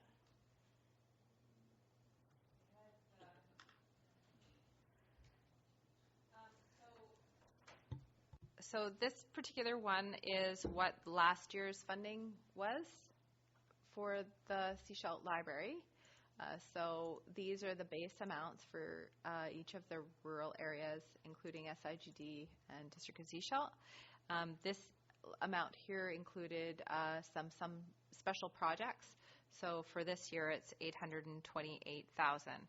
So based on the report that was provided on November 28th, which is here, there were several options provided, which included 33%, and various options for based on population or population served, etc. So I emailed you that spreadsheet. We also have created a spreadsheet that includes, which is the backup to these amounts. And so if I was just working on one with Director Seegers, which I'll move this over to insert a column here, which essentially would update the amount for this year. We're including 1.4%, so 4% increase on a 5-year basis. And so this has 100% served for A, B, D, SIGD, and 50% for Area D. And this is the percentage that would be allocated based on each area.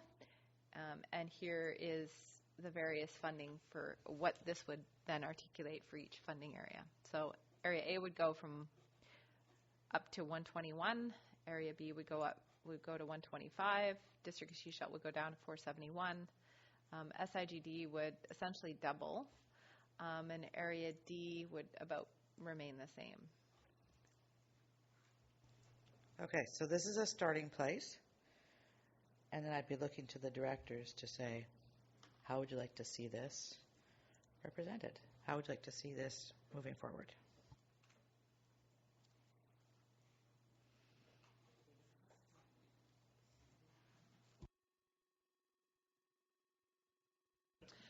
Again, Chair.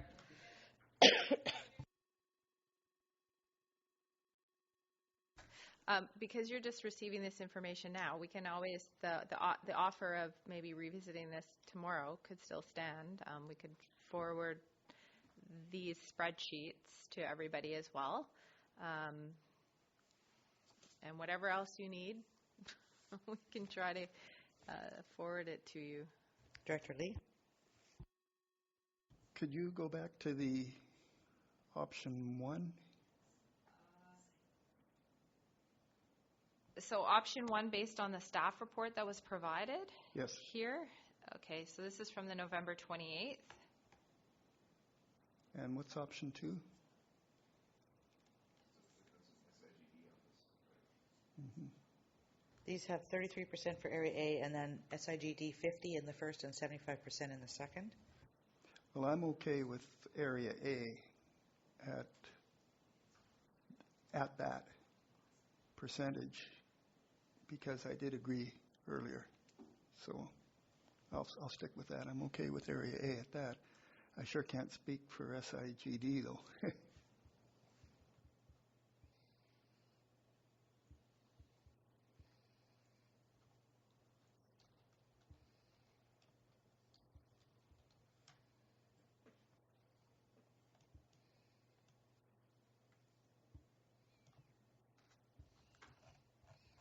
I think Tina's just trying to get the numbers correct in there. It would be Yeah, it would be up to, we would have to update this amount to 828,720. Yeah.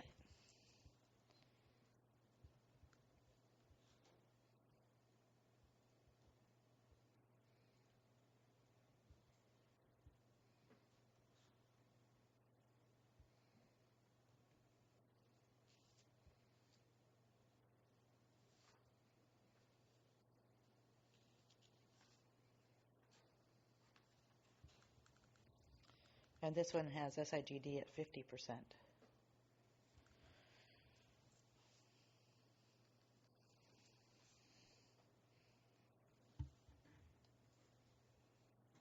Director Ties. No, I don't want, this is sort of a hard one to do. I wish that the SIGD director was here, but considering they're not. And I'm just, looking at how Area F and their large business contributes considerably to the library funding in Gibson's, and how the second large business on the coast is on SIGD land. I think that apportioning 100%, being fully ignorant as to how SIGD does their property taxes, so I have to admit to that. But I think just looking at comparing those two, to me it seems fair that that they should be at least doing 100% on a population basis, which is still quite a bit less than what the mill contributes. And so, of course, I do not want to step on any toes here, and I hope that we can get input from them in a timely basis in some regards or another, at least to the forthcoming 5-year agreement. But I think 100% for SIGD would be fair. Okay. So how would you like to proceed with this? Would you like to have this sent to us and bring it back tomorrow for conversation? Looks like somebody's nodding over here. Director Pratt? Yes, I do not want to tell another government how much percentage they should be apportioning out. And so I mean, I'm 100% for Area B. It makes sense, but I'm thinking I would like to make that motion to delay this, refer this to tomorrow's budget discussions, just to give us enough time to chew on it a little bit more. And the other piece is, is a question for staff, is the historical apportionment from SIGD. What has it been? The historical, essentially, based on past percentages, is somewhere in the neighborhood of 2%. We haven't apportioned it. We just take the funding and then apportion it based on a percentage. So this new model is trying to use population served as the driver, and that hasn't been the past driver. So in the past, it's been about 2%. So if some of the logic for the SIGD would be that essentially the business population and light industry would pay for some of this, I think that's what would have to be communicated to the SIGD. All right, could you forward that spreadsheet out to all the directors, and we'll defer number 6 to tomorrow's agenda, and we'll bring it back at the beginning of the day. Make a motion for that? Yes? Moved? Seconded? All in favor? Thank you. All right. Thank you. Let's move on. Thank you for being here. Thank you for your patience. Sure.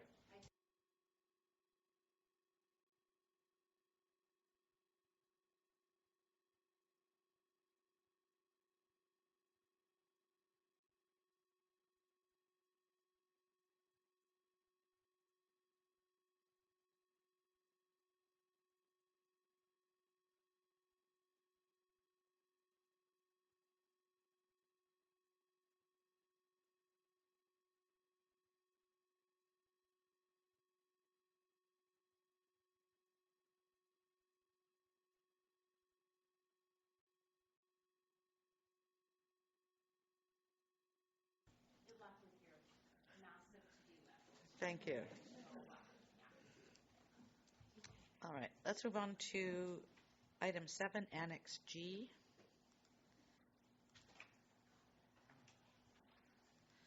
This is pages 45 through 66. So we've received the report. Any questions on the report? Director McMahon. Oh, good. I was just checking to make sure I'm on the right page. I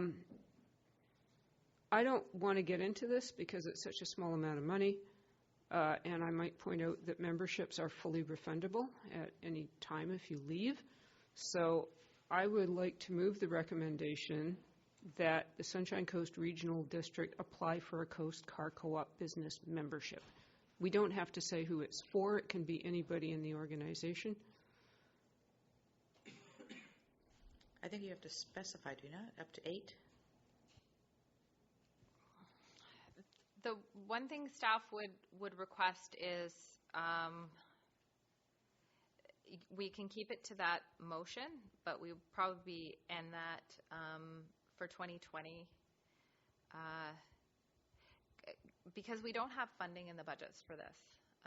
And so I haven't specified a budgeted amount here because I wanted to leave the recommendation open enough that if there was additional discussion or request that we could amend the motion. If we leave it open, I'd just be curious to understand why we would leave it open. Why would Coast Car Co-op membership? Yes, it's up to 8 people. So right now, staff are saying, look, let's at least get this set up for the rural areas for the directors. And again, it's up to 8. So if we want to include all 9, then we would have to do that. But I don't know what's envisioned. Director Lee? I don't think I'll be using a car, so not me. Director McMahon, Director Pratt. I kind of thought for whoever travels frequently in the organization who might find it useful. I'm already a member, so I don't need to join. And when I use it, I charge it to expense the same way I would a taxi or a ferry. So it's the same thing. I used the co-op car when I went to Nanaimo recently. And so I don't see why there would need to be any special budget item for it. It's just another mode of travel. And go to Tina. Yeah, so as we articulated in the staff report, is that when we did an analysis, these are staff who are traveling. The majority of our expenses are people traveling in between our facilities. So if we want, I also understand the memberships are identified per the person. They're not just a floating membership. So we would have to specify the people, and based on our analysis, it varies. So when you say staff who travel often, again, some of the barriers would be staff are still having to drive to an alternate location to go and pick it up. So staff are wanting to revisit this in the context of our fleet review and to say, look, where there's additional capacity, we want to see whether or not we can leverage some of this, but that work hasn't been done yet. Director Pratt, or Director McMahon and Director Pratt, is this a follow-up for you? Yeah, follow-up, and then Director Pratt. So maybe another option would be directors and senior management, because I'm thinking of people who fly particularly, because when you fly into Victoria or Vancouver Harbour or Nanaimo, you can easily pick up a co-op car. And that using it for more daily operations here on the coast is more complicated, and I agree that it needs to be considered. Director Pratt? I wouldn't be using it. It's not going to work for, and I understand like going elsewhere, but there are other options. Typically, if I'm not taking my vehicle, I'm using public transit, and that would really be the only other time. I have done rental in the past, flying over to Nanaimo and then renting through a rental company to go to meetings down in Victoria. For me, it's not a benefit for me either. So, Other rural directors. So we've got 1, 2, 3 out so far. Director Hiltz, Director Ties, do you want to weigh in? Director Ties? Yeah, I personally use public transit a lot once I'm over on the other side, and here on this side, I don't see the need for one. I was part of EVO. I signed up for a membership because I was a BCA member and it was cheap, and I never used it. And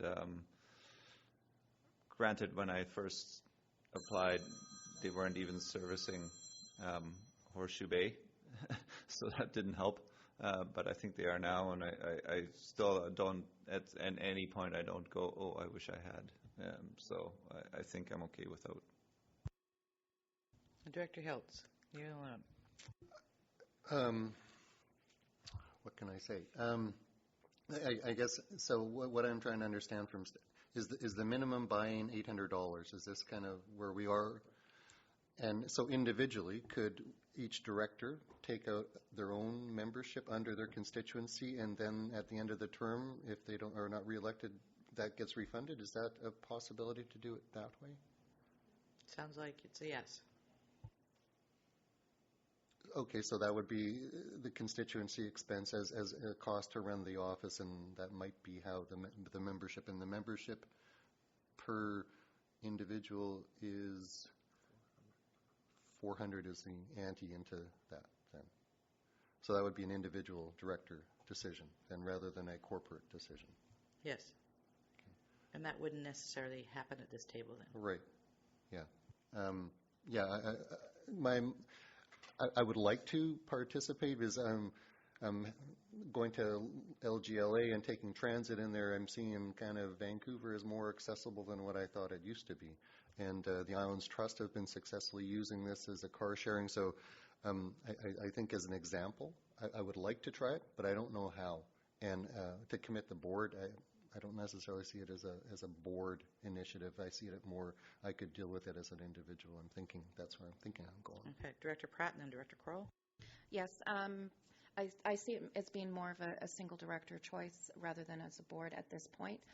Fully supportive of staff doing it as part of the fleet review. If you find a way that it makes sense, I think that's fantastic. Yeah, I think it's more of an individual. We've carpooled ourselves numerous times, so I just don't see it as being a board initiative at this time.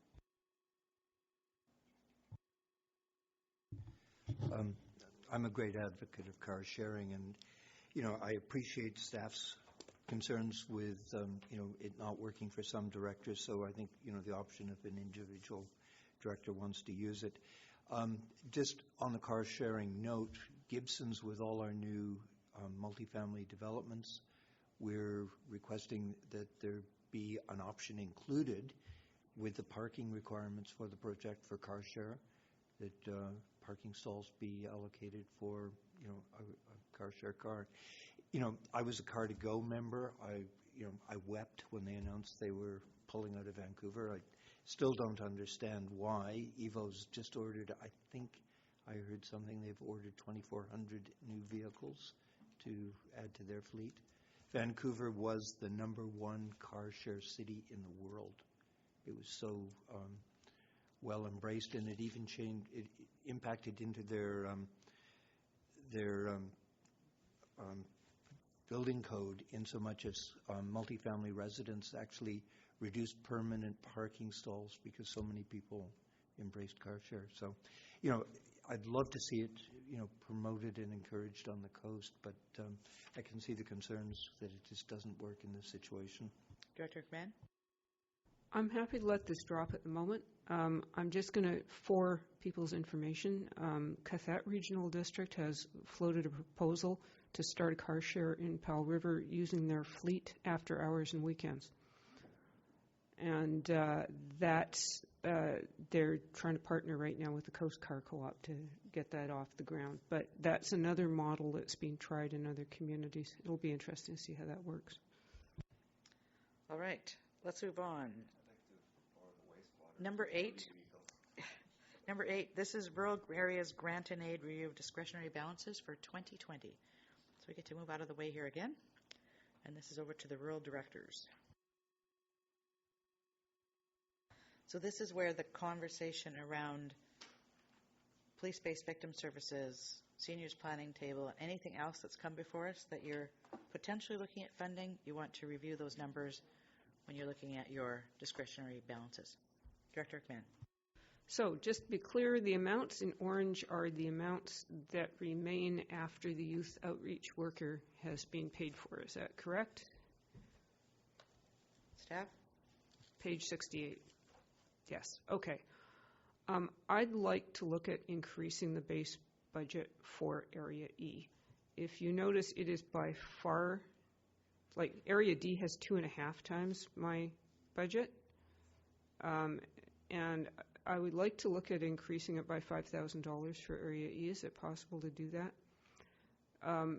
Yeah, because the thing is that I don't think, I am the most populous area, and I have the smallest grant and aid budget, and I don't feel like we're pulling our weight.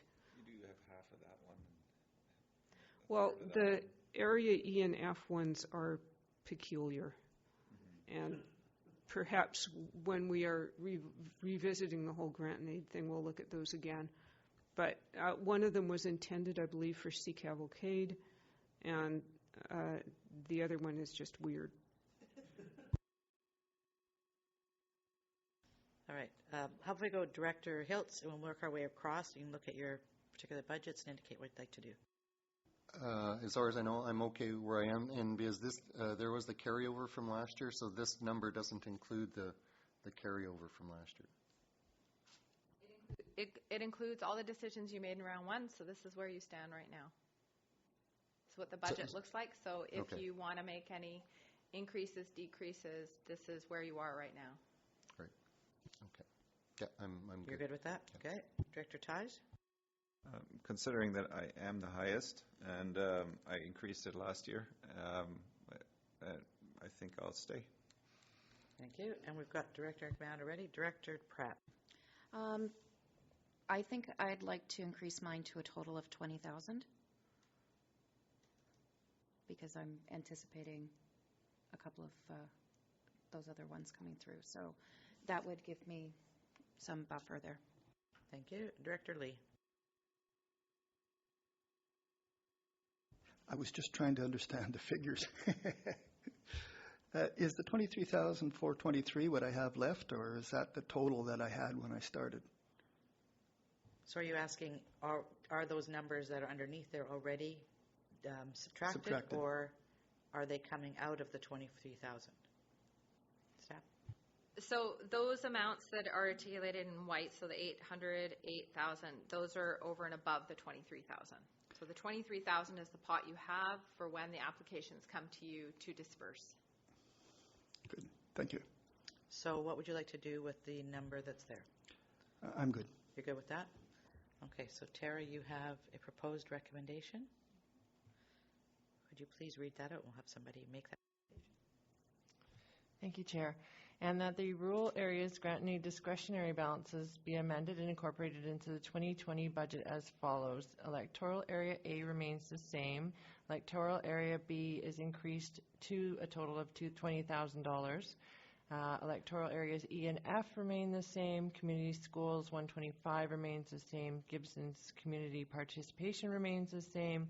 Electoral area D remains the same, and electoral area E is increased by 5,000 to 15,038, and electoral area F remains the same. Okay, does that reflect what you, okay, so would someone like to make that recommendation? Moved, seconded, all in favor? Thank you. Let's move on to item 9, Rural Areas Economic Development Review of Discretionary Balances for 2020. This will be on pages 70 through 72. Director McMahon. Yeah, I wanted to understand, what is the mechanism by which we spend this money? Is there like an application process, or do we just like throw it up in the air, or how does it work? Tina? No, so essentially this is where the Gibsons are, the chambers used to come through. So then the iteration was, we then established Scredo. So what we do next, I think, still needs to be determined. So there isn't a clear application process. There's no real, I think we've contemplated whether or not we do an application process, but I think it was understood that Scredo was, should it be our main hub was the question, so that hasn't been determined yet. So I'm trying to provide you some history, but no, there's not a formal application policy procedure as there is for grant and aid. Director Hiltz. And unspent discretionary funding from this function would end up where? What typically happens here is where you either increase or decrease surplus. There's not reserves created for this. Okay, so we start at the other end of the table. Director Lee, what would you like to do with your balance that you have? I think it's about right for the rest of this year in case. It's a small amount. Okay. I'll keep it. Director Pratt? I'm good with the amount. Director McMahon? I'm fine. I presume at the end of the year, if we don't use it, we can use it to reduce taxation. Is that correct? Yeah. Okay. Director Ties? So just to clarify, this is where the Chamber of Commerce application will come out of? Is that correct? Okay. And then, yeah, that's fine then.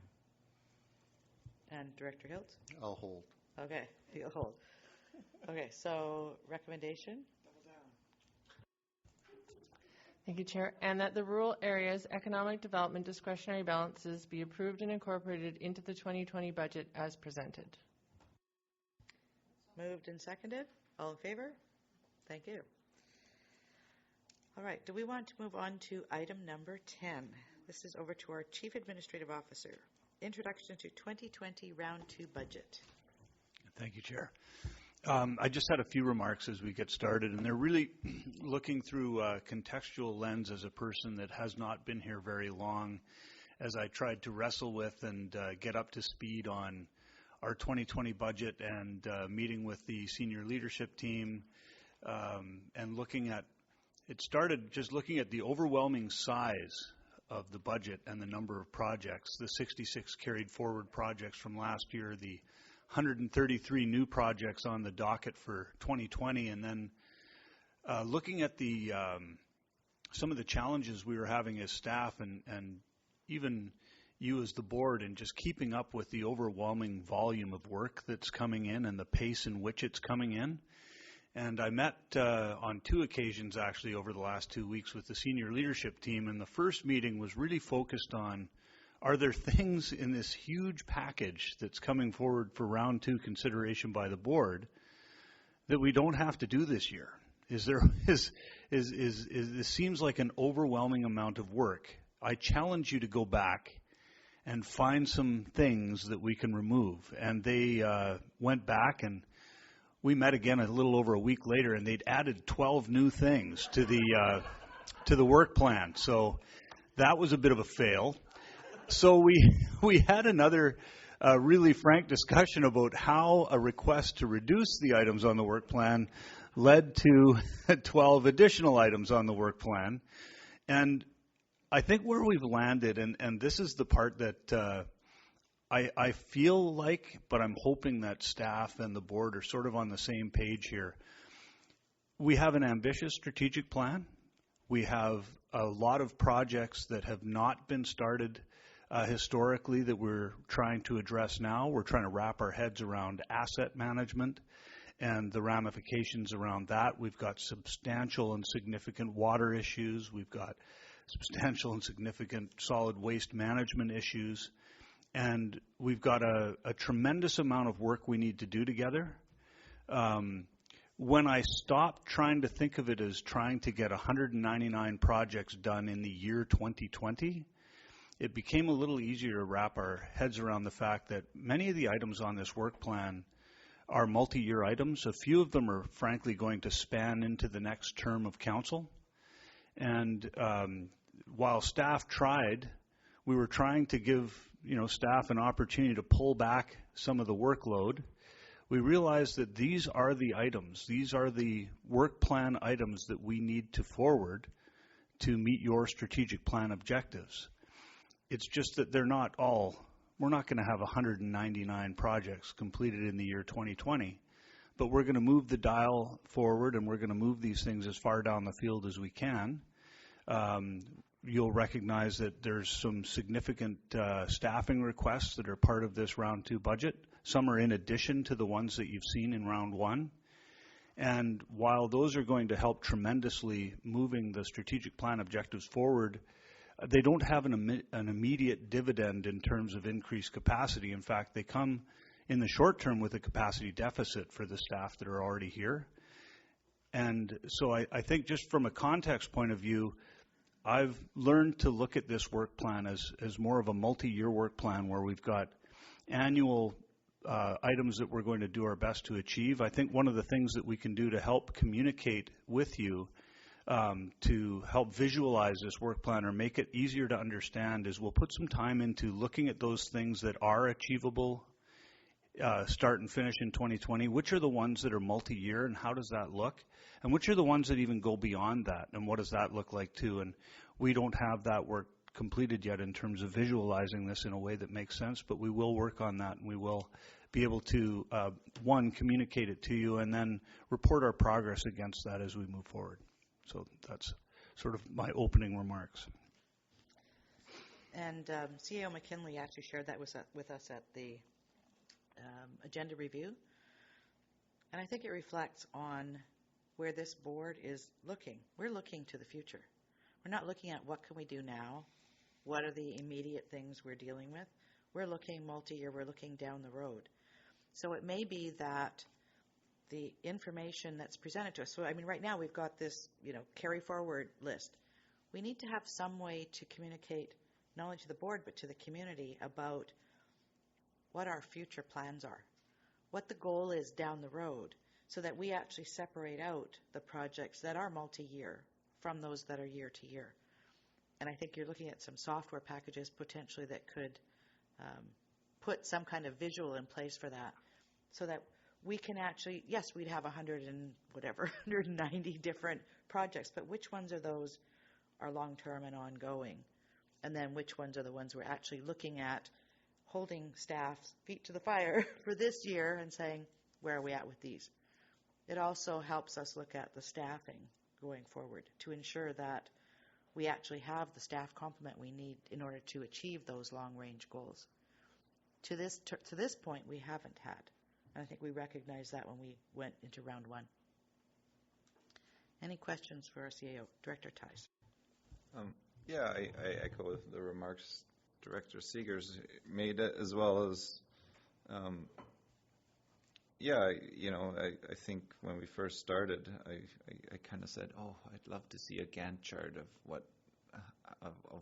what's happening and how long everything's going to take and where it's going. And I think whether it's the form of a Gantt chart or whether it's whatever software package you've got going there, I think it's just helpful for the board to be aligned with the staff as to what our priorities are and where we're headed, and maybe some things that need to be put on the back burner. And because yes, it is a huge task, and I very much agree with the approach that's being taken here. I guess the other question is some of those multi-year projects, we have a very ambitious budget right now, and I'm wondering if something might be started now, but the funding implications of that project for this year are very low. Is there a way that we can also stagger the budget implications over multiple years, so that it sort of reflects, rather than having one big ask up front? Let's see if we can piecemeal these budgets together rather than doing it all sort of like the phases of the reservoir, where we've got phase 1, phase 2, phase 3. Maybe we can do year 1, year 2, year 3 of climate mitigation, or year 1, year 2, year 3, whatever it may be. But that's, of course, complicating things quite a bit, but I think it might soften the blow, as it were, for future budget, or at least for the current budget as we move forward. All right. No more questions, concerns? Director Hiltz? So I will ask the CAO, you asked for reductions, you got 12. Was there any reductions at all?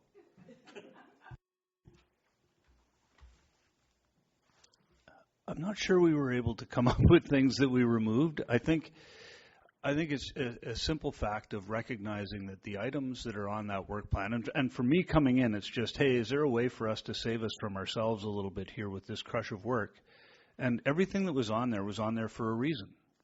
And they had been identified as being important. They had been identified as supporting your strategic priorities, and it's work that needs to be done.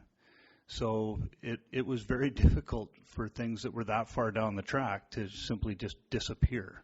It was a little easier to just say, okay, we're not going to get to everything this year, but this is our work plan together, and we're going to do our best to achieve it. So this is essentially a backlog.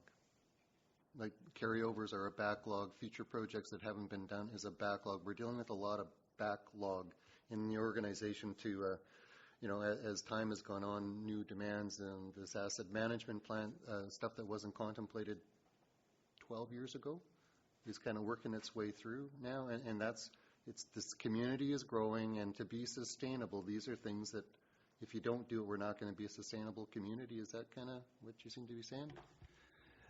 I think that it would be hard for me to speak with any real depth of knowledge on that piece of it. I think what did become clear is it was very difficult for me as a person that's coming in so late in the stage of this budget to make some type of a decision as to these things can wait till 2021 or these things will pull. That is not a place I felt any comfort whatsoever in trying to arbitrarily make decisions. And I feel like in a lot of ways, this work plan is a collaborative work plan between the board and staff. And this seems to reflect the priorities, and it's really coming to that common understanding of how we're going to move forward together to achieve them, and coming up with some way to demonstrate to ourselves, to the board, and to the public what these priorities are, what we're working on, and how long that's likely to take. Before I go to Director Pratt, I've been here for a number of years. I sat on this board 2012 and 13. And I've seen this board now take a shift. So when we came on, we've been on over a year now. In our first year, we tasked staff with moving in a new direction. It took time away for them from the day-to-day operational projects that had been on their work plan. So that impacted their work plan for last year, which gives us more carry forwards this year. And we're still requesting that they do look at another direction. But we're looking at putting some of those foundational pieces in for the asset management, for strategic direction, so that we plot the plan, plot the route to the future. So we will have, going forward, more carry forwards. Hopefully, most of them will be multi-year projects that will have been implemented and initiated at this table that staff are carrying forward. And that's the difference in the view is, how do we look at carry forwards? We need to be able to separate those out so that we can determine, do staff have the capacity to do the day-to-day stuff as well as the long-term stuff? What is the split? Do we need to provide support in any particular area? So I think that's what we're looking to staff to come back to us with a way to actually do that analysis, so that going forward we can provide the resources in the areas that they're required. Okay, Director Pratt and then Director Tice. I don't want to wax poetic for too long, but especially when a lot of the other comments have already been said. But I do want to give extreme appreciation for the volume. We know a lot of these projects are multi-year. And we asked you not to bubble wrap us and to give us what your needs are and what you've heard the needs of the community. And we were very clear with our strategic plan that we knew there are a lot of things that need to be done here. The community has been very loudly saying there's a lot of things that need to be done. And as Director Seefeldt said, there's those foundational pieces that, and moving a lot of these projects forward, they are going to be multi-year. There's a huge volume of really big things that need to be done. And I'm glad to see our entire senior leadership team here and just say thank you. Because I know it's not an easy task to say, okay, this is what we need, and we understand that. We know that it's daunting, and we're in a situation, we're going to move forward. Looking at it as a multi-year plan, I think, is far healthier for our community and for the board and for staff especially, at knowing, hey, we don't expect all of this to be done on December 31st, 2020, and let's look to 2021 at the same time. So thank you, and just know, having the volume, like I said, it's daunting, but it's here, and it's important to see it and read it and communicate that out to the public. So thank you. Director Tice. Currently, when we have a proposal, it seems there's never seems to be a time frame as to how long something will take attached to it. Well, sometimes you say, okay, this might take 3 to 5 years, or this might, but I'm wondering if we can, when we're looking at these budget, the carry forwards, if there could be a comment, we're in year 2 of a probably 5-year project, or we're, and so that we can have some perspective. Is like, oh, okay, yeah, so this was meant to be a carry forward, and this it's supposed to be, and rather than just, oh, it's another carry forward and we don't have the capacity. So I think those two need to be sort of split apart. And yeah, I don't know if you want to color code it or if you want to do something in that regard. But even when we, every proposal that we see or every recommendation that we make is like, okay, well, do we see an end date to this? And this budget item will be closed at this and this point. But I don't know if that could be formalized within the processes, that there's an estimate to when things can and should be done. Director Kroll? With the projects that are being brought forward, and it was mentioned to us that there aren't, with this budget, implications because they've already been budgeted, but I'm assuming there is a potential hazard, unless these projects are started fairly quickly, that there could be budget implications just purely from costs increasing. And I'm just wondering, sort of, are we on safe ice with the 60 that are being brought forward? Answer that one. I'll just bring one to your attention. So as an example, the Roberts Creek Fire Department roof replacement is out for tender. I think that is coming closed. So of course, we don't know what the value of that's going to be. So are we safe going forward? Some of these are operational. Some of them are 90% complete. So it's just getting them through the finish line. The ones that haven't been started yet are the ones where you don't have any certainty to that. Okay, follow up quickly. And what I'm looking to do is get finished 11 and 12 before lunch, so then we come back to the in-camera portion. Okay, Director Kroll?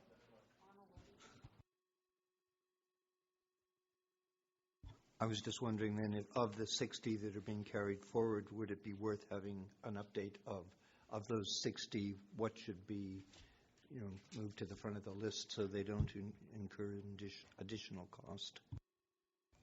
I think staff prioritize those and are moving them forward as quickly as possible. Okay, I'd like to move on to number 11. So number 11, there is a report in our package with attachment A with a list of all the projects, and then we have this spreadsheet. It has all the pink. The pink are the carry forwards.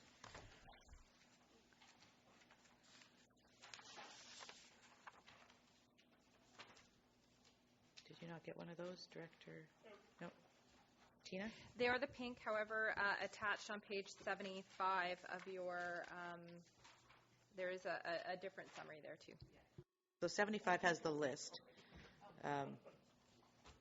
Right, 75 has the list. The spreadsheet, or the big document we've got, has got all the details.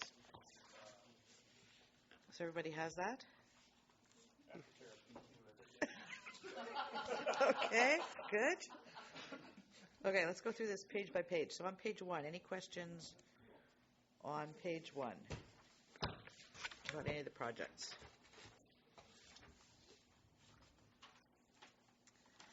None on page 1. How about page 2?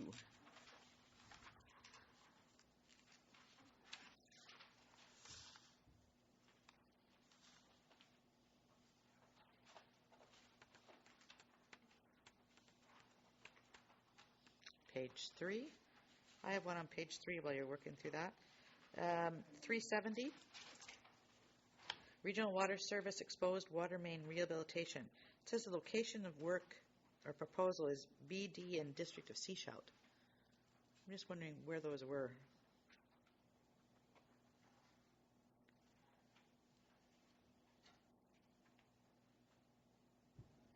I have to confess that I don't know the areas from the top of my head. I know for sure that there are some around Seefeldt, along Seefeldt Inlet Road. Oh, okay. It's primarily water mains that are located at the underneath bridges. Oh, okay. Those are the exposed water mains. Okay. So it's really creek crossings that are of concern here. Okay. Thank you. Any other questions on page 3? Director Lee. Page 2, go ahead.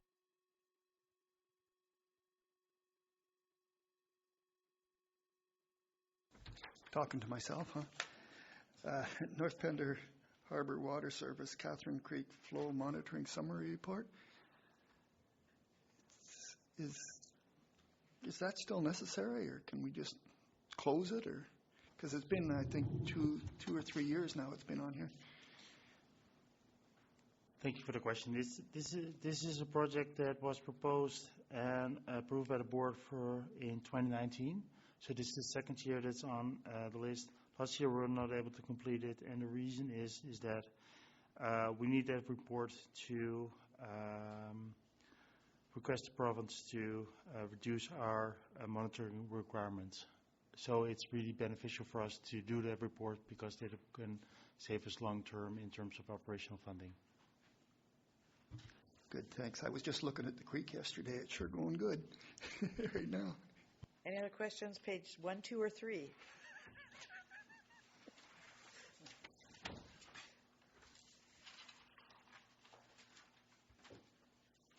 What about page 4?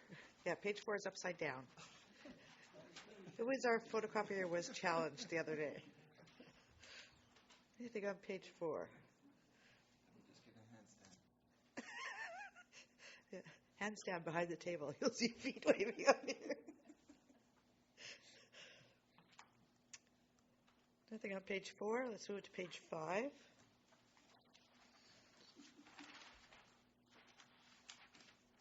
I just noticed a couple of them that, or one anyway, that could be probably updated, and that's zoning bylaw 310, rural planning. Preparing for focus group engagement for the fall of 2019. I think that actually happened.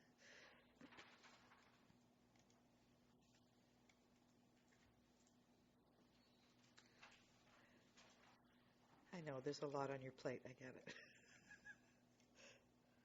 Anything else from page 5? And then page 6.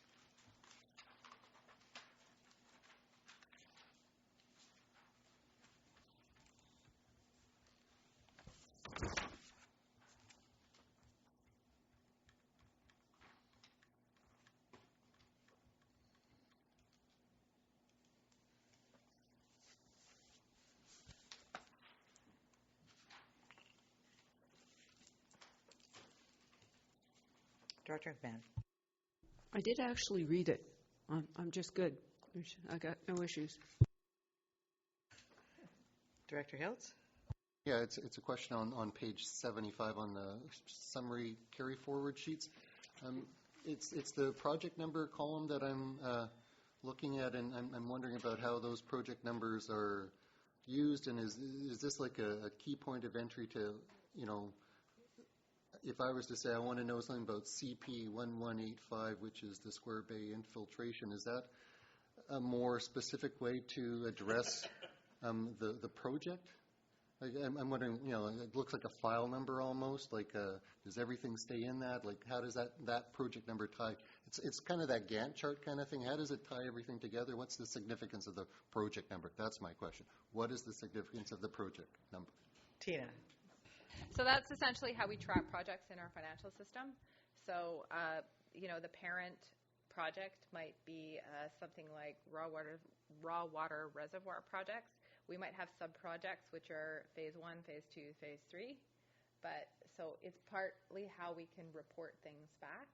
So it's almost like a back-end reference number. So it's a coding to ensure that the expenses and revenues are all allocated properly within the financial system. And that we can report on it. Yes. Director Hiltz and then Director Paul. So the follow-up, I'm just looking at CP versus the double O's. Like, so there is a coding protocol for what the parent is, and that's based on silo or? It's based on CP as a capital project, OO as operating project. Director Toth. A better speaker, you guys aren't going to know that I'm here. The very last item on page 6, or the very last carry forward, removal of Goodwin House. I don't know anything about the project because I wasn't here when all this came up originally. Is this a house that's being demolished and put in our landfill? Is it being given away or sold or relocated? Staff? Thank you for the question, Chair. Staff issued a request for expressions of interest for this house, prioritizing reuse, and then after that, recycling or reuse of materials through deconstruction, and lastly, demolition. And we're pleased to receive some expressions of interest and currently working through that process. Thanks. Thank you. Director Hiltz.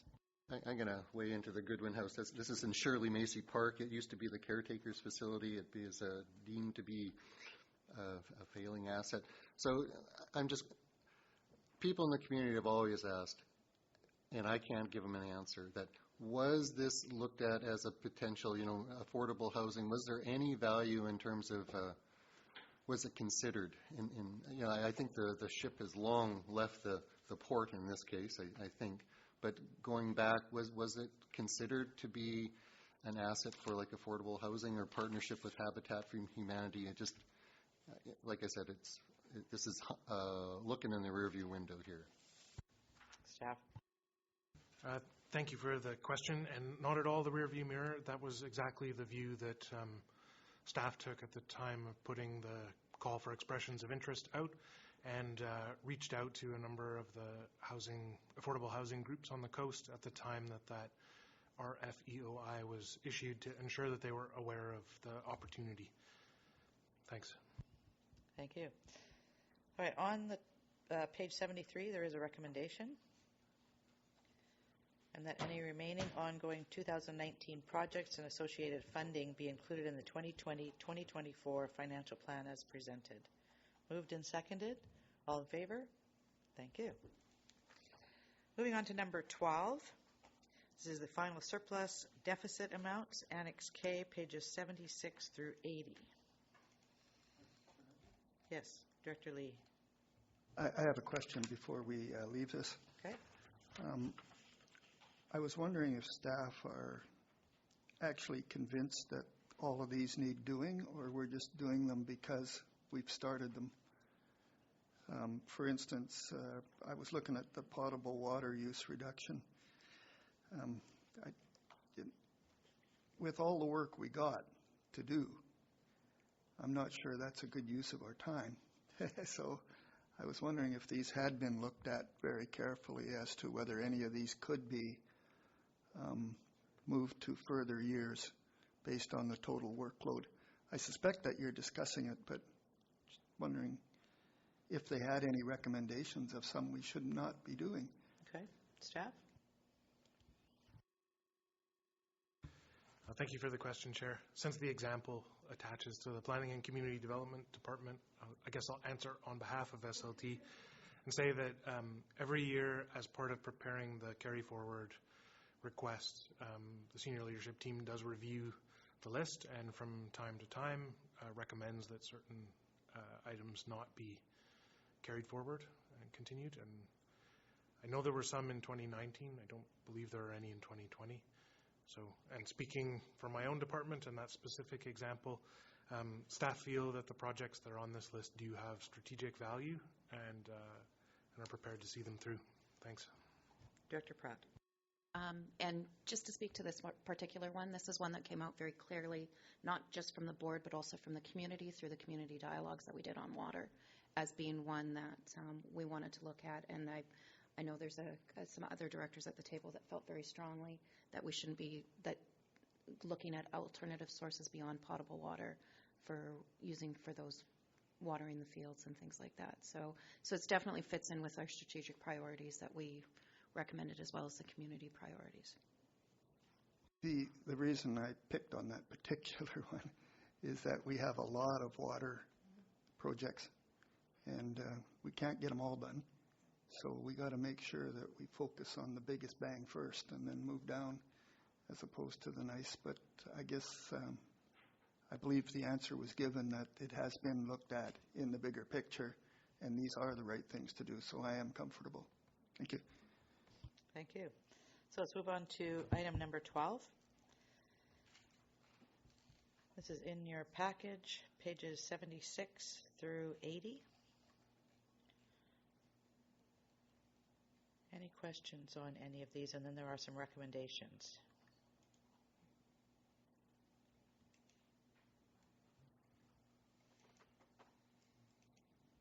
Director McMahon? Somebody keeps turning us off.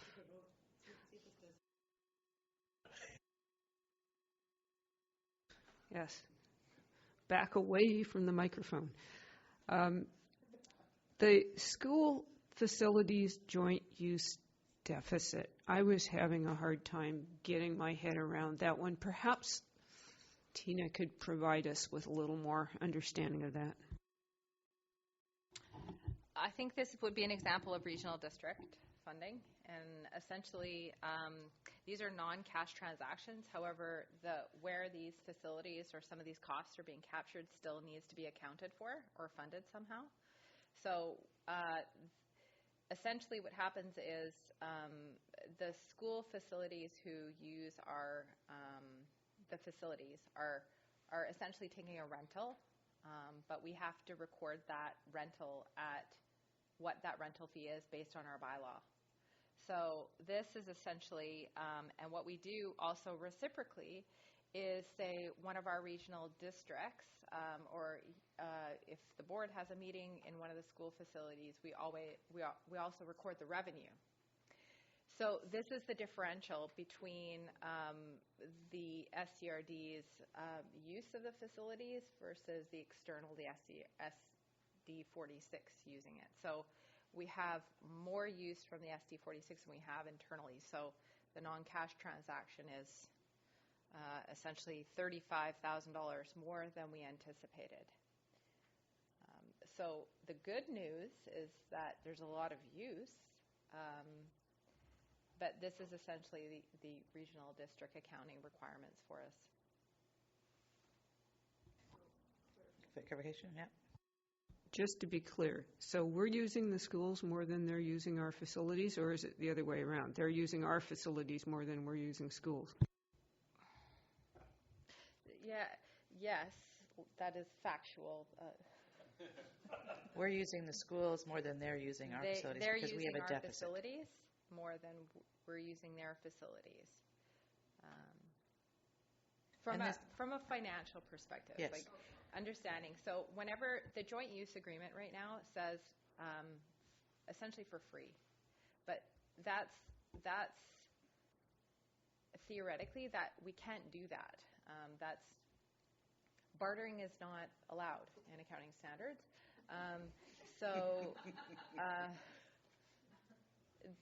We have to enter these, and because of the regional district model, we have to count. So if some of these programs are being done through, would typically be run through community recreation or regional recreation or some other program, we have to make sure that we're accounting those particular items within those particular functions.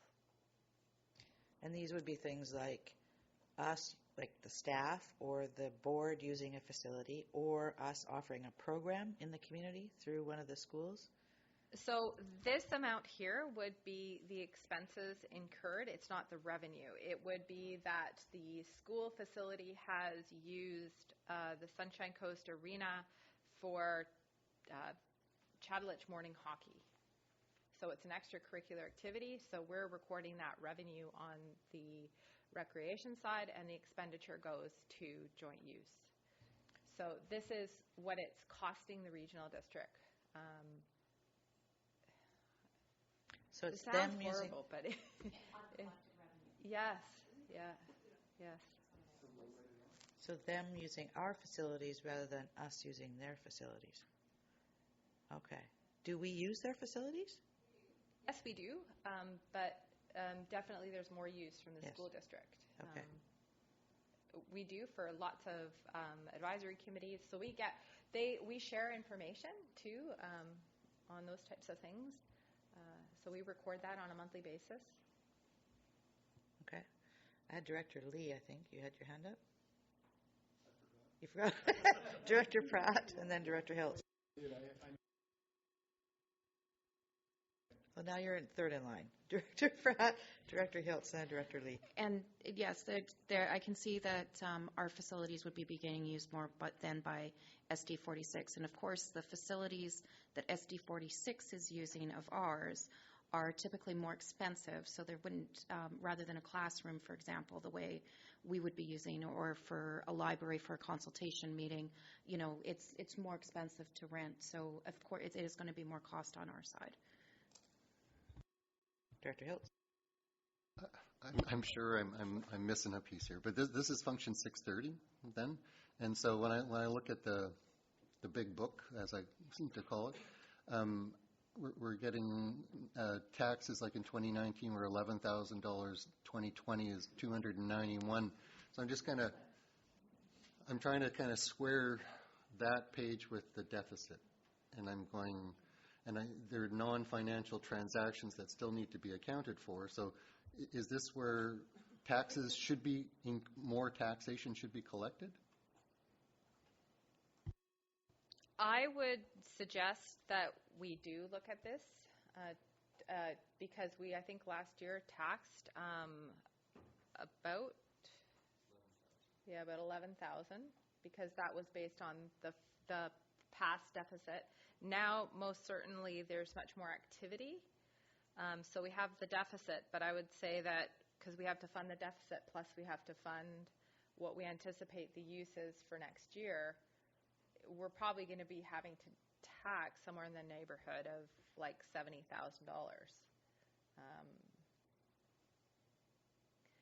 But this is where there's not really a cap, and I don't know if there's been, I'm going to pass it off to my colleagues.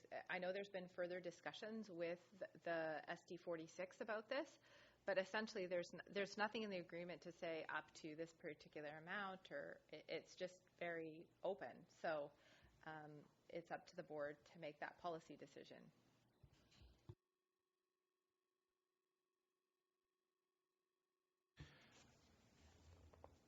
Operationally, I think at the staff level, it's recognized that the agreement is achieving its intended effect. I'm not sure that the accounting aspect of the agreement was fully calculated at the time that the principles of the agreement were signed off. And so staff are working across organizations to plan a meeting for elected officials to meet and discuss the agreement. And this accounting question and a check-in on the agreement and how it's working is included on that agenda. So the item will come back before next year's budget. Perfect. Follow-up? I just want to ask CFO, when you're talking about policy, where would you be pointing the regional district board to be looking at? The joint use agreement. In the particulars of that agreement? It lays it out in the agreement. A gap in the policy. Okay, and that will be coming forward. That gap will be identified through this workshop or something. This is going to, okay. All right, any other questions about any of these others? We had Director Lee and then Director Nguyen. The unrelated one was the Merrill Crescent wastewater deficit. Where is the deficit? Because we can't run a deficit. So we must owe money to somebody. It must have been paid already. So did we borrow money? Did we? I don't understand. Tina?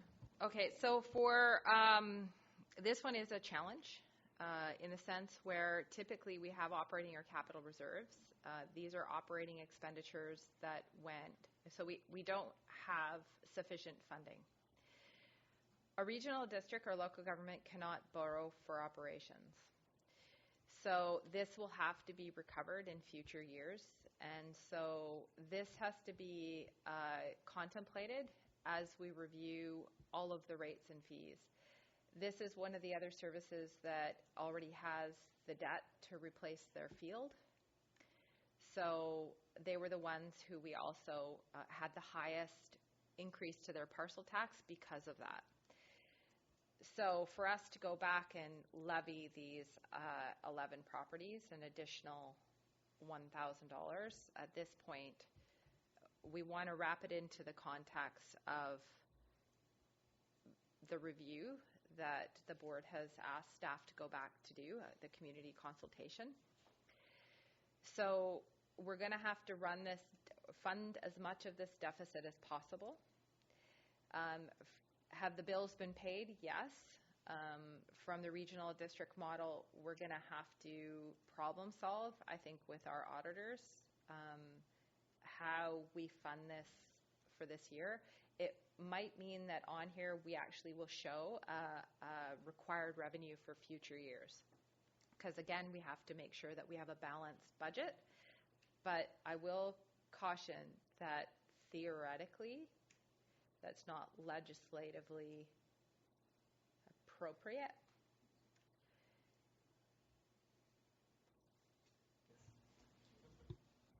Okay. Director McMahon?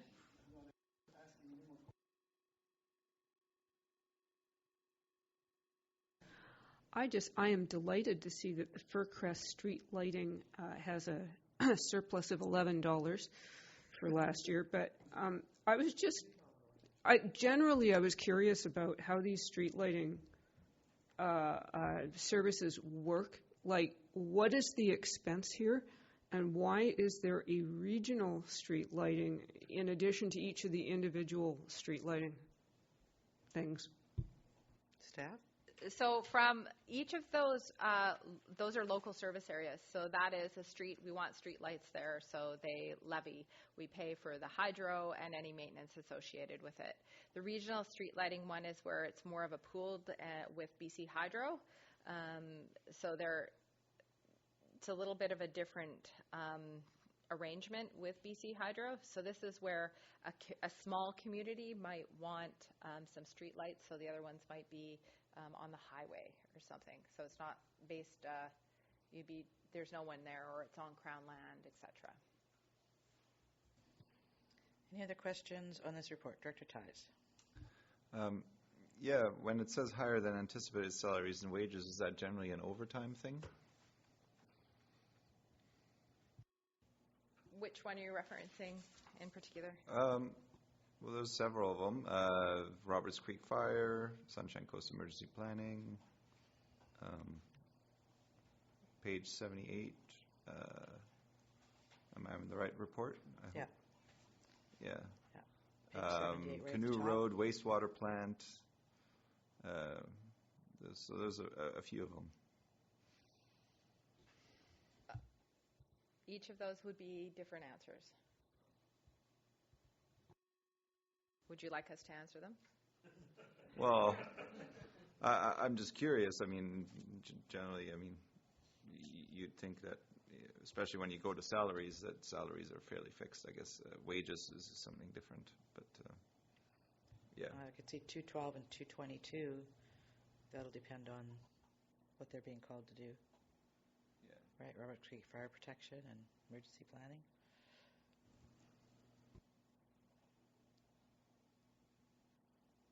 Which would you like answers for?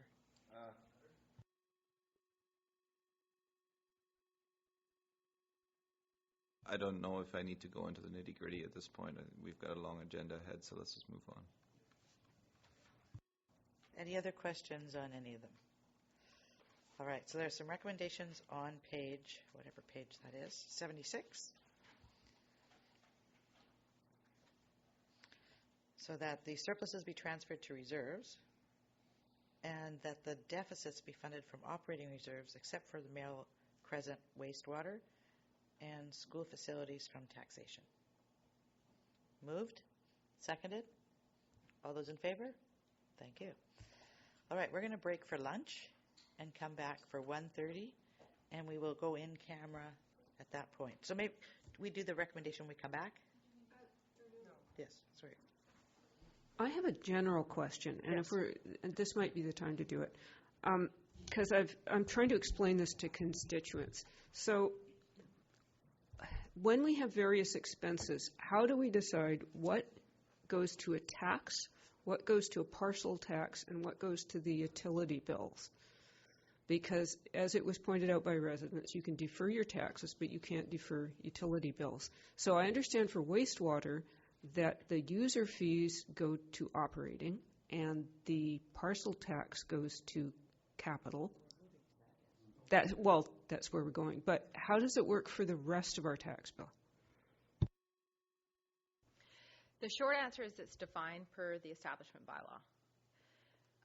Certain things as far as user fees are based on a user. So whether it's water, you pay per the user, user memberships. So taxation is defined when you create the service. So from parcel tax, we're trying to move to a policy decision where it's clearly articulated that parcel tax pays for capital. In the case of the wastewater plants, the other is they don't actually have a parcel tax. They actually have a frontage fee, which in all intents and purposes acts like a parcel tax. However, it's not legislatively a parcel tax, so in all intents and purposes, it's actually another user fee. Now, would some of what's being discussed is whether or not we want to look at the bylaw. One of the things in the asset management plan is to look at the bylaw structure for these things, because in that particular case, you could transfer to taxes, but there's pros and cons to that. Follow? Yeah, I'm still not 100% clear. So some of what we collect is collected by the province on our taxes, rural taxes notice, but others we charge directly through a utility bill. And what determines which way it's charged? Essentially, that's determined by the surveyor of taxes. So we aren't our own taxing jurisdiction. So we are responsible for collecting our user fees and charges. So whether or not it's someone at the front counter for a dog license, building permit, we're responsible for collecting user fees. The taxation, as it's articulated in any of the Local Government Act, Community Charter, Rural Tax Act, etc., those things the surveyor of tax collects on behalf of the regional district, and or we requisition from our member municipalities. Okay, so you've given us the 2020-2024 SCRD financial plan draft for round 2, and it's got all of the functions listed in there. In there, it also indicates where the funding comes from. Is that what she could refer to for further information? Okay, so we'll make sure to do that at the break. Director Lee. I did note the same thing, but I was, now that the question's been asked, I noticed that when we borrowed money for the Canoe Road wastewater, we put that as a parcel tax, which shows up on our actual property tax bill, whereas the frontage fees are billed along with the user fees. So when you borrow money and you have to pay it back, that goes on the property tax? Is that under legislation? Is that what decides where it goes, how it's billed? When you borrow money through a service, essentially that's also partly what's decided as part of the bylaw. So if we borrow money for capital replacement of something, this is where there's partly a policy decision, and it's not dictated. You don't have to do that. You could do it through ad valorem, but that's not the best practice, because a debt, the policy or the decision would be a debt has a finite period of time. So in the case of short-term borrowing for the ports projects for Vocroft, that's actually coming through ad valorem taxation. It's not a parcel tax. It's not a front. So it's not consistent. And that's where staff at one of the last committee meetings, part of what we want to bring forward in the future is a financial sustainability policy. So there is clear delineation, clear policy about this. Because one of the hazards that you want to do is whenever you have the surveyor of taxes collect too, there's 5.25% administration fee on top of that. So these are some of the pros and cons that you want to contemplate in doing some of these. It'll cost the taxpayer more money. Okay, Director Hiltz. Yeah, I just want to follow up with what Director McMahon. So is your question not so much where, the question is why, in terms of cost recovery, why do you use user fees or parcel tax or taxation opposed to the actual document in which contains that information? Like we're talking about the why choose this rather than the where it's located. Is that what you're asking? I'm trying to come up with a simple answer when residents say, why do I have two bills? And why are some of these fees charged on this bill and some of them charged on that bill? And the answer is, it's complicated. I think we'll defer that conversation to another. Director Lee. It's actually just exactly that. In the case of me, for instance, I actually get 3 different bills. My North Pender user fee is on a separate one from the SCRD. The parcel tax is on my property tax. Now when I go down to wastewater, I got user fee, parcel tax, and frontage fee, depending on what's happened to me in the past. So it's, at least I think I'm going to. That was right now I only see user fee and parcel tax or user fee and frontage fees, depending on the customer. So, Tina, before I go, water always seems to be on the parcel tax rather than the frontage fee. And is that legislated, or is that a policy? We're going to let you answer this question, then we're going to cut it off because we're kind of going down a rabbit hole, and we need to go to lunch. We've got a lunch and learn, and we're back here at 1:30. And that's a good segue because this may be a good futures lunch and learn. So shortly to answer, I mean, essentially it's defined in the bylaw how you're going to recover these types of things. In the case of regional water, north, south, or regional, it is defined in the bylaw. User fees is for the use of the water. So if you're connected and you're using it, you've got a tap to turn on, you're going to pay user fee based on that. It's a user pay system. A parcel tax is based on, we built the South Pender water treatment plant and we're going to repay that, and at the end of that, the parcel tax disappears. Just like community recreation, at the end of X amount, that particular parcel tax for that purpose disappears. You might have a new parcel tax, but... All right, lunch. Okay.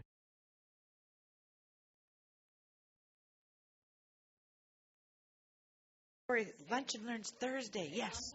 Awesome. We just get lunch. Okay, good.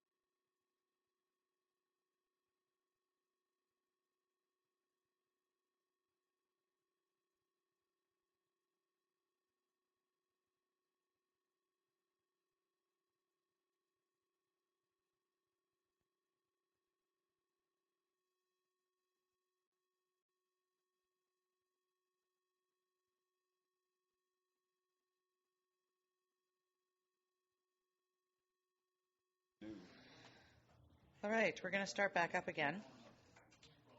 I know we're all getting tired up at the table here. I'm sure staff are tired of this as well.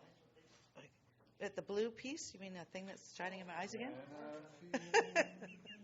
I tell you, it likes me. It just keeps coming back on. What I'd like to do is get through as many as possible, but I also want to I mean, I know that there'll come a point when we're not going to be in any kind of mental state to make any more decisions. So we'll do a few of them, and I'll check in with you, see if we're going to go to some more, check in with you, okay? Starting with Annex L, pages 81 through 85. This is 2020 budget staffing requests. And did we want staff to do any kind of introduction on this? Or any kind of overview? CEO already did. Okay, report's fairly straightforward.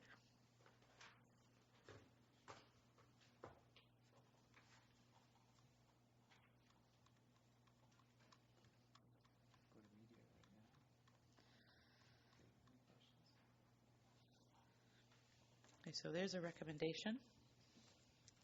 Tina? Yeah, thank you. One thing I just wanted to highlight in this report or bring to your attention, on page 82, the item for solid waste landfill, there is a subsequent budget proposal, and that has to do with the asbestos handling or the drywall handling that's later in the agenda. So that's part of that budget proposal. So that is in there already?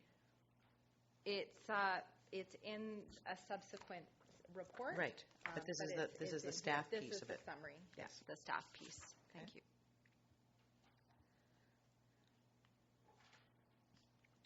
Any questions on this report?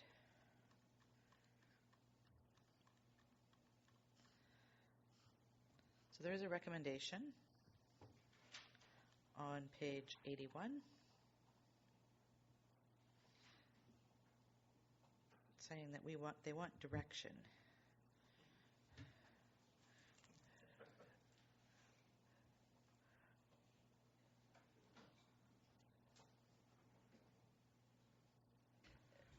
So I think, yes, there is items for direction. So if the committee wanted to approve and incorporate as presented, then that subsequent motion can be made. If there's any that wanted to be excluded, that is where we've left the direction quite open.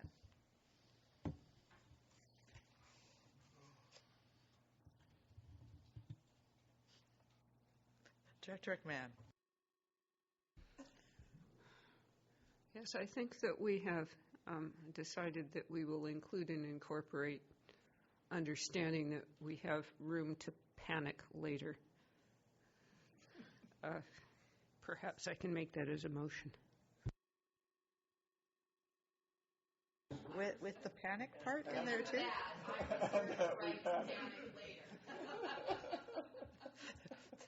Would someone like to second that recommendation? Sure. Seconded, okay. Any further comments or questions? So we're looking at incorporating the staffing as presented. All those in favor? Any opposed? Would you like that recorded? Sure. And Director Lee, you're abstaining, so you're actually voting in favor? Well, I'm subject to the honest. Okay. Sounds good. That recommendation is complete. Let's move on to the next one. Item 14, Senior Leadership Team, Annex M, pages 86 through 90.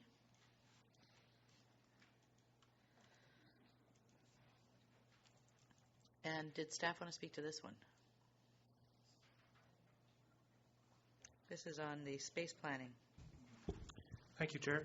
There are space planning implications associated with the staffing requests indicated in the prior report. These needs align with those identified in the corporate space planning study that was completed late last year and was presented to the committee. And while staff continue space planning, looking at partnership and synergy opportunities with member municipalities following board direction, there are short-term requirements that must be addressed for staff to proceed with work on strategic priorities.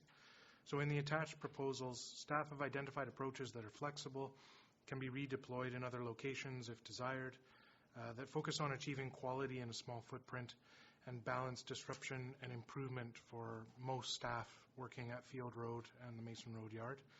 And these represent a minimum investment needed at the current time. And staff would be pleased to answer any questions. Thank you. Any questions of staff? I understand it'd be similar to some of the stuff we've done in Seefeldt, where we've brought in cubicles, et cetera, that can be then reconfigured and taken elsewhere should they need to. The language in here is a little opaque, but this is mostly reasonable quality, small furniture that can make better use of the floor plan we have here without the need to move walls and things like that, and minimal IT and software to support those new positions. Thanks. Okay. Anybody like to make a recommendation? Director Pratt. Okay. First, I'll say I'm appreciative of the conversation happening with the other local governments. And with that, I will select option 1, that the following budget proposal be approved and incorporated into the 2020 budget. And you're looking for Field Road and Mason Road? Field Road and Mason Road. Is there a seconder for that recommendation? Seconded? All those in favor? Thank you.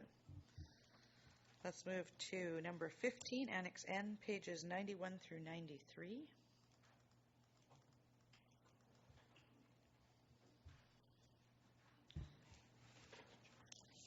And there is one recommendation here. This is for the audiovisual for this room.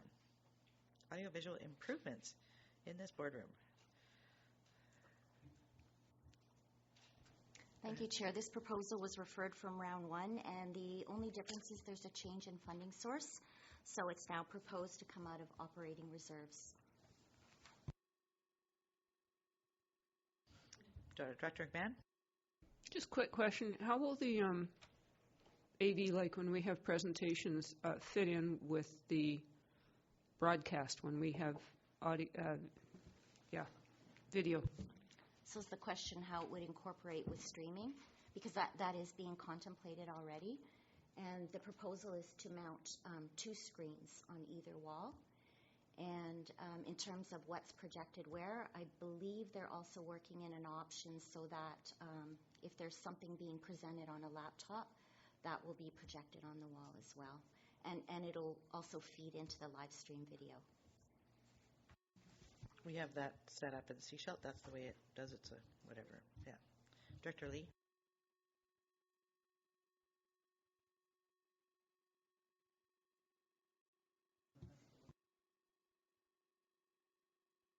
This will be gone, right?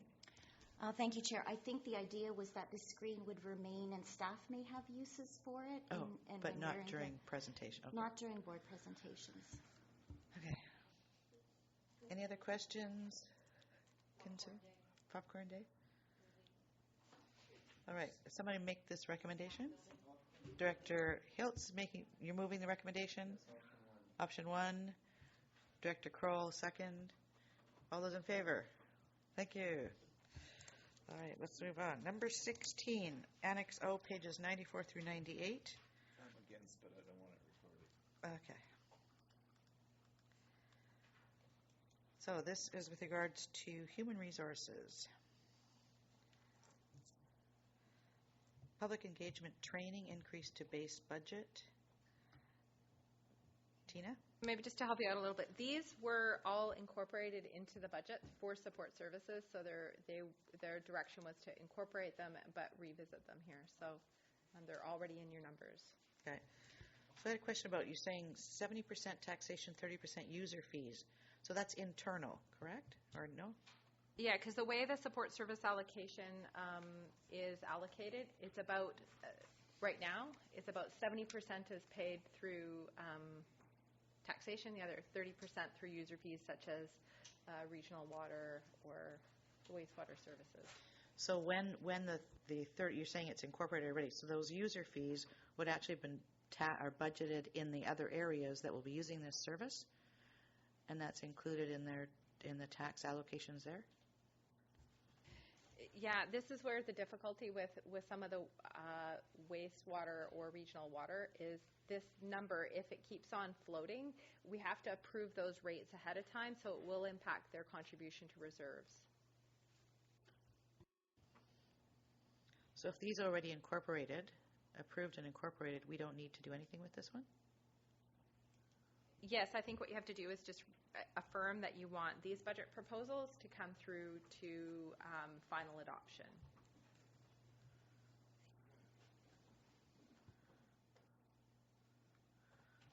All right.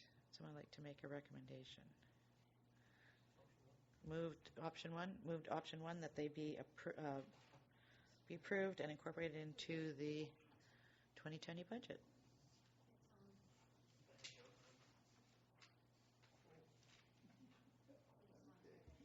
Okay, so there's a recommendation that they be approved. Is there a seconder? Seconded? Any further discussion? Just clarifying they're being done as a block. Yes. All those in favor? Thank you.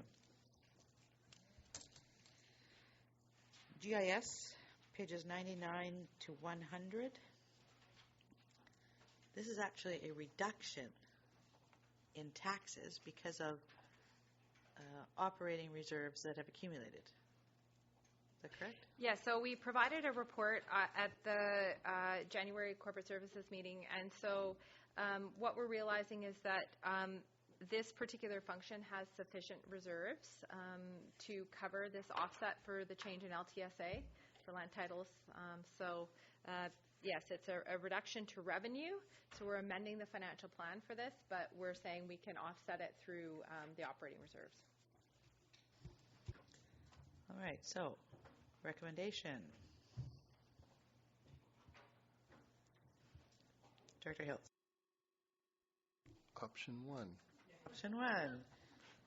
As a block. Be approved and incorporated into the 2020 budget. Seconded, all in favor? Thank you. Number 18, Annex Q, pages 101 to 105. Emergency telephone 911. These are some amendments, or amendment to former projects, both. Are there only two here? Four. Okay. So the first one is the Gibson's radio tower.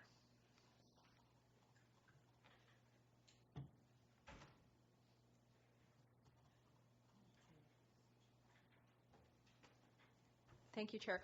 You're going faster than we anticipated, so we're just going to go get Matt Trite, the manager. Okay. So he's just next door, so we'll try because he can speak to these. Again, you've received the report, so again, these are the budget proposals to then substantiate that report that came forward. Yeah, that was on the infrastructure report or meeting that we just had, right? Director Tice? Yeah, just one question. When it says areas affected, it still means is everybody paying for it, or is this part of, like, for example, is the Gibsons one only being paid by the town of Gibsons, or is? No, I think this is where some of those nuances, and we can bring this forward as part of the budget debrief, but I think this is where the project may be localized, but everybody pays into this function. So you can never get away from that in a service. So you all participate. This is a regional service. The tower is in Gibson's. Director Lee? Where did the capital reserve come from? How did it get there? So the capital reserve is, we actually put in the budget, there's about $106,000. So in the page 105 of your agenda, if you look at the table up above there, the second line, contribution surplus, you currently contribute, or this service contributes $109,000 towards capital reserves on an annual basis. So that's how those, and taxation is how it's funded. So we actually did an effective asset management on this. A little bit, but I think this is what's ongoing. We've done a review. This is some of the implementation, but there is, we've already identified we need to do another further review.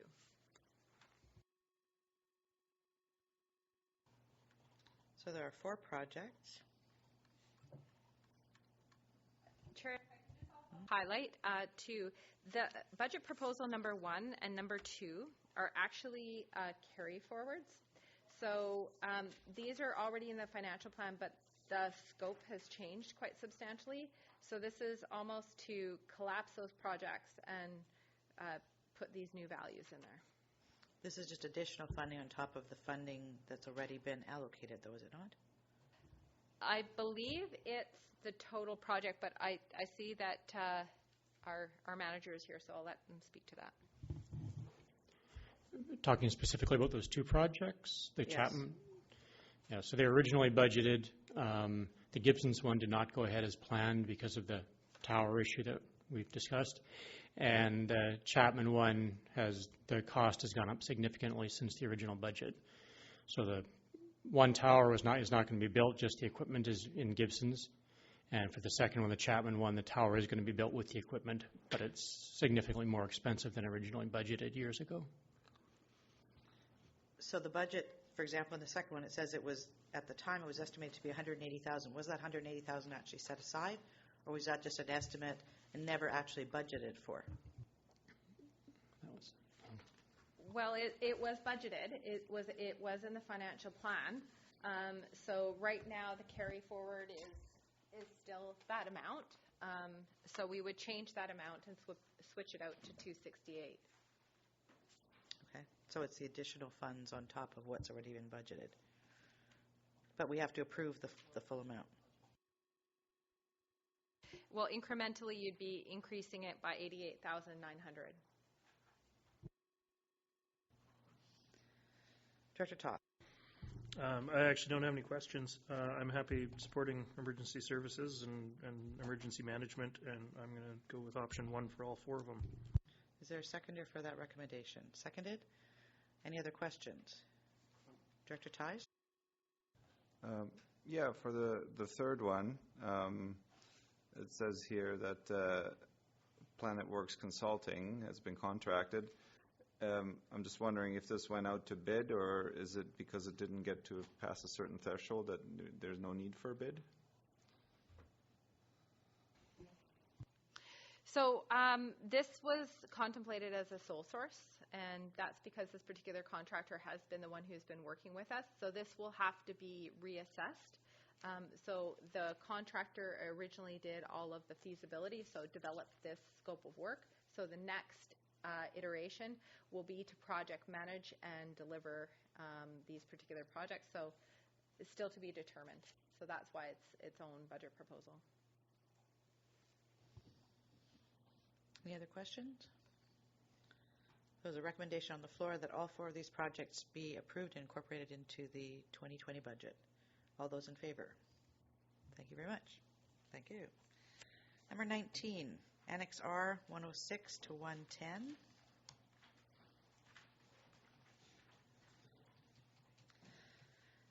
So number 19 and number 20 go together on our agenda. Number 19 is the report that talks about the community energy and emissions inventory approach, and then number 20 actually has the budget proposals. And I'll turn it over to staff to introduce this one. Thank you, Chair. At round 1, a proposal for work related to first steps on the strategic priority of action on climate change and climate resilience was brought forward, and staff were directed to review the proposal to focus it and consider funding sources. The report in front of the committee today provides further information to assist with decision making and recommends a reduced proposal with a more defined scope. So work undertaken would be a comprehensive inventory completed to global protocol standards, which will enable comparisons and be easily updatable. And secondly, anticipating opportunities for synergy between adaptation and mitigation strategies, proceeding with work on adaptation planning. And both components are aligned with approaches that are used by other local governments. And staff have not identified grant opportunities to support these first steps.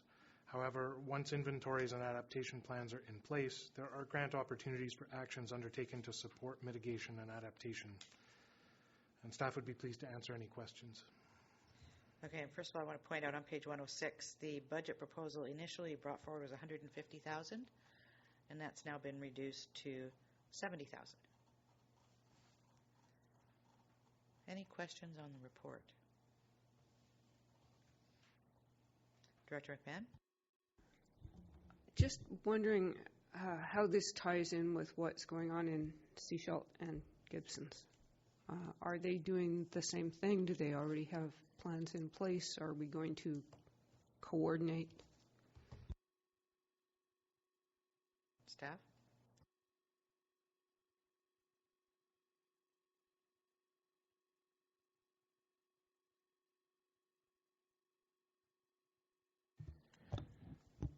Thank you, Chair. We were just checking our most recent knowledge. Staff have conferred with our fellow staff in member municipalities, and certainly there are opportunities to build on some of the work that's already been done, including the adaptation scan that was undertaken in Seefeldt last year. But this would take the data set to a new level and also give us a regional perspective, recognizing the interconnections between the activities that happen in rural areas and urban areas. And certainly for both of these projects, there would be an expectation from SCRD staff that an intergovernmental approach would be proposed, at least offering participation, if not collaboration, ensuring that we're making the most of all of the resources that are being put towards this priority on the coast. Director Ties? Yeah, I'm wondering if you could just go into a little bit of detail as to what BARC is. I see the acronym. I don't see what it actually is. So.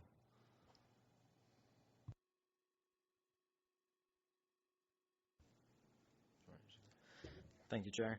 BARC is the Building Adaptive and Resilient Communities Framework, and it's a framework supported by ICLEI, which is another acronym, I realize, the International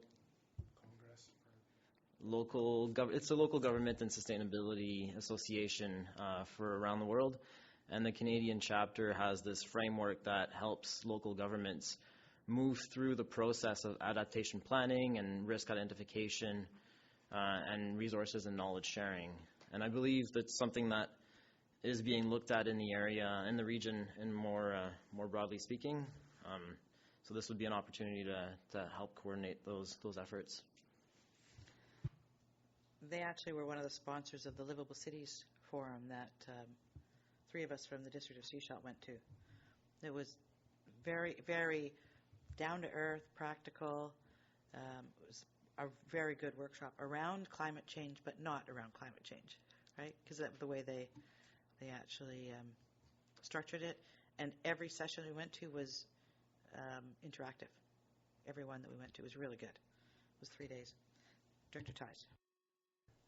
Yeah, the other question I have is there's three options presented here, and I feel like we need to, it'd be nice to have that third option, but it also sounds like that would take a long time to get our ducks in a row on that. So I'm just wondering if, what the timeframes are associated with each of these options. I'm guessing option one could be done in a week, if option two could be, that kind of thing. Staff?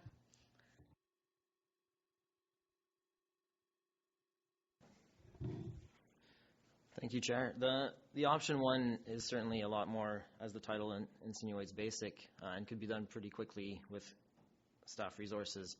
Option 2 and 3 are more involved and would require outside support, but both would be completed within 2020 is the expectation. So 1 and 2 completed in 2020, not necessarily 3. Sorry, 2 and 3 completed in 2020. 1 could be completed more quickly. They all would be completed in 2020, yes. Okay, but the option 3 is looking for 200,000. I thought we were just looking for 70 for the 1 and 2.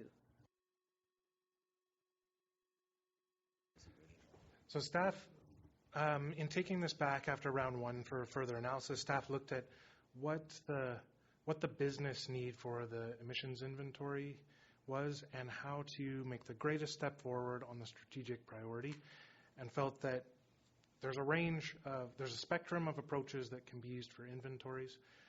The The goal being to find sufficient resolution to be able to do things like apply for grants that have that are predicated on quantifiable reductions, and be able to provide useful information to particular sectors on the coast that might need that information.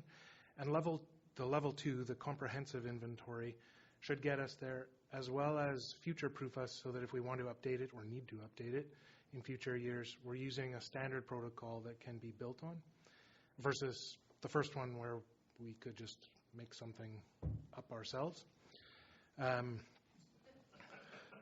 So although there's a big price difference between options 1 and 2, the value from staff's perspective is there. And should somebody want to go further and develop more comprehensive modeling, as indicated in the third level, there's nothing that would preclude that being done in the future.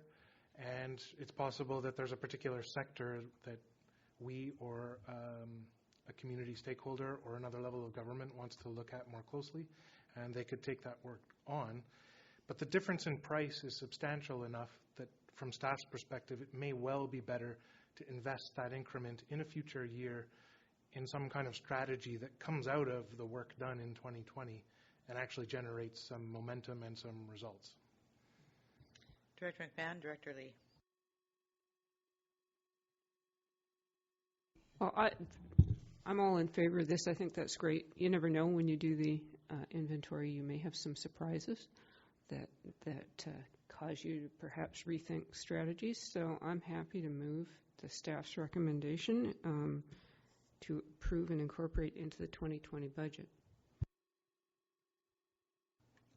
Okay, seconded. Okay. Director Lee. I note that the province has produced community-scale inventories of electricity, natural gas, solid waste emissions as part of their provincial greenhouse gas emission inventory. It sounds like they haven't done it at a small enough scale for us. So we're going to add to it ourselves then by using number 2. Do I have that right? Thank you, Chair. That's correct. The provincial data sets include the above mentioned and would be part of the information that would build a more comprehensive inventory for the community emissions profile.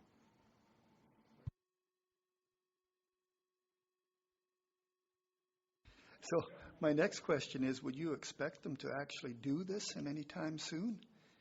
I notice they started at 2012, so I think I know the answer, but I'm just wondering if they're going to come and do it next year, or what your guess would be, or if you'd have a guess on that. Staff are in discussions with the province on their initiatives and progress, and there is progress being made on certain subsets of data, but the more comprehensive approach that we're looking for won't be available in the immediate future and wouldn't address the objectives as staff understand them of the greenhouse gas inventory for the community. All right, so there's a recommendation on the floor that round 1 budget proposal for proposal 1 for community emissions analysis be amended in round 2 budget for regional sustainability services as $50,000 for the community emissions inventory following the global protocol for community scale greenhouse gas emission inventories, GPC, option 2, and $20,000 for building adaptive and resilient communities, BARC, process on adaptation. So it's been moved and seconded. All those in favor? Thank you. I'd like to make a recommendation that this report be forwarded to the town of Gibsons and District of Seefeldt for information. Just so I think you've been in conversation with them, but I think at the elected level, it'd be good for us to know what's coming forward here too, and so it'll be good information. Anyway, so moved, seconded. All those in favor? Thank you. So we can actually skip over Annex S because we've taken care of that. Yeah, question? Should we not also send that over to the SIGD and the school district? Sure. Would you like to make an I'd amendment? make that as a motion as well. Okay, motion. Seconded. All those in favor? Thank you.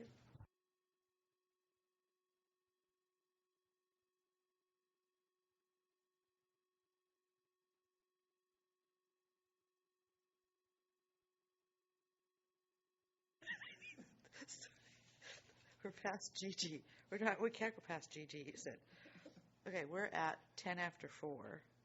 We've just finished 20. How are you guys doing?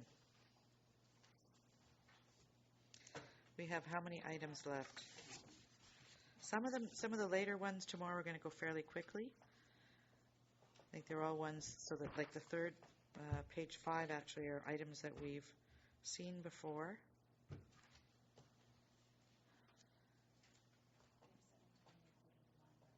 Library's coming back tomorrow. Do you want to do a few more, Tina? Maybe you'd like to do 2 more, so at the end of the day, item number Annex U will be incorporated in your taxation numbers. Okay. Because that's a reduction? All right. Number 21, Annex T, pages 114 to 117. This is regional planning, regional growth framework, baseline research.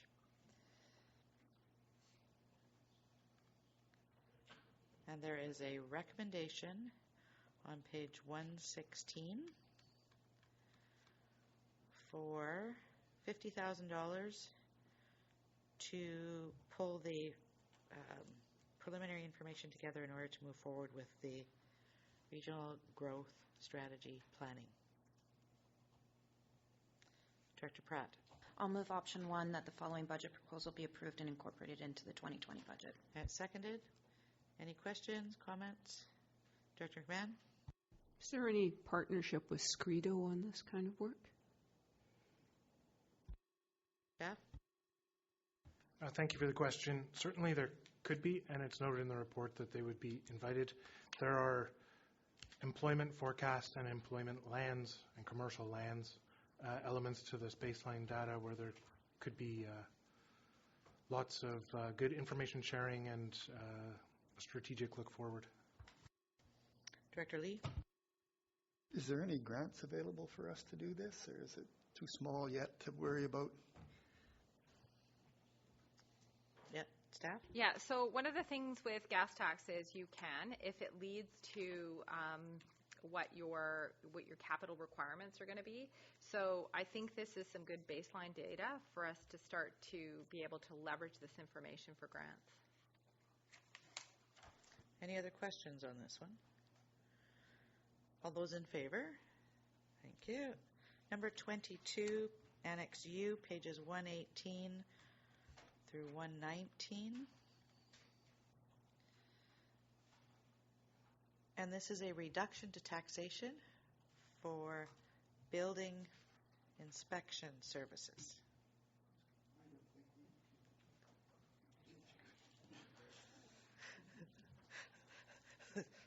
What would you like to do? Director Ties.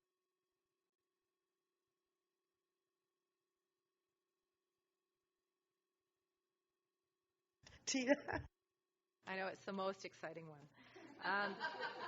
I just wanted to also just highlight that we were, for some reason, we didn't include what there's currently in reserves for building inspection to kind of justify what's here. There is the reserve table, so we have approved a vehicle replacement. So right now there is current, I think it articulates it in here, but there's already about $767,000. There's quite a large surplus for this year. So even if there was some downturns like we experienced in prior years where we actually had staff layoff in this particular service, it could sustain, a couple of years. And so at that time, we'd revisit it. So right now we're at about $25,000 of taxation. So it's a good news story. Thank you. All those in favor? Thank you. Okay. Would you like to put a halt on this today, then? Yeah, we're getting, okay.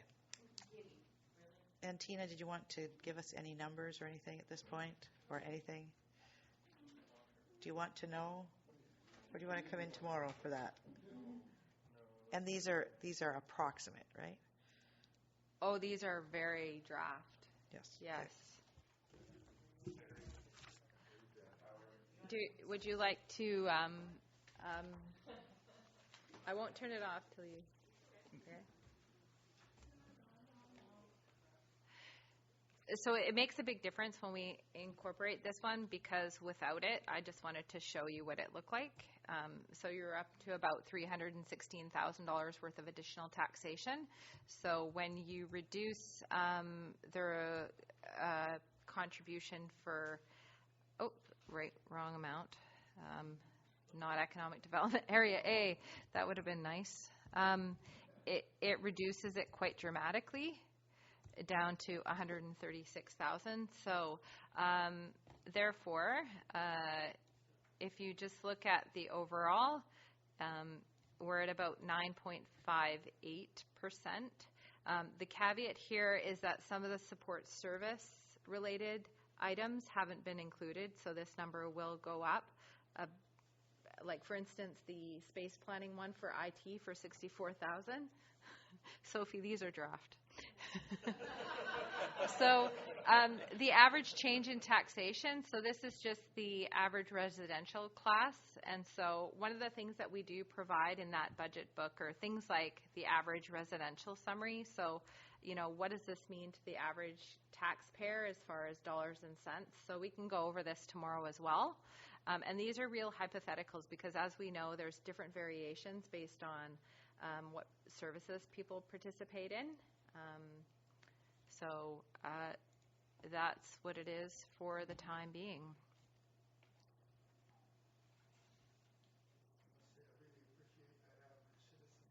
Yeah, and so just on that note, the average really is, it's really an average. It doesn't mean that's really what it's going to translate. It really depends. It takes the total assessment in an area and divides it based on the number of properties.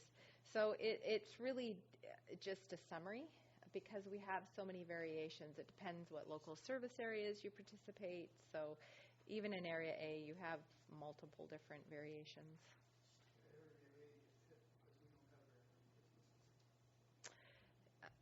Yeah, and again, the apportionment to the various classes is, this overall is really just the overall dollars from the prior year.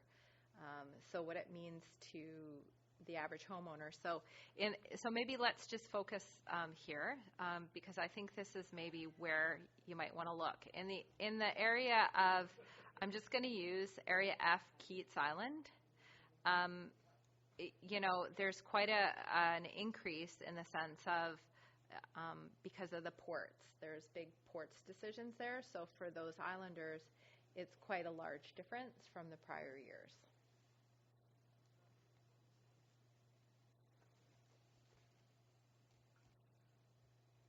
This is a magical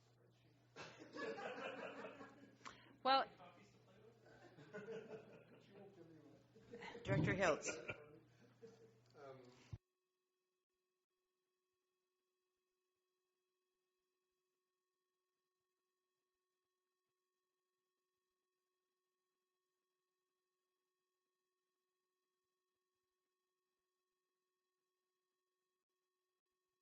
For regional districts? Oh, that's a good question. Yeah.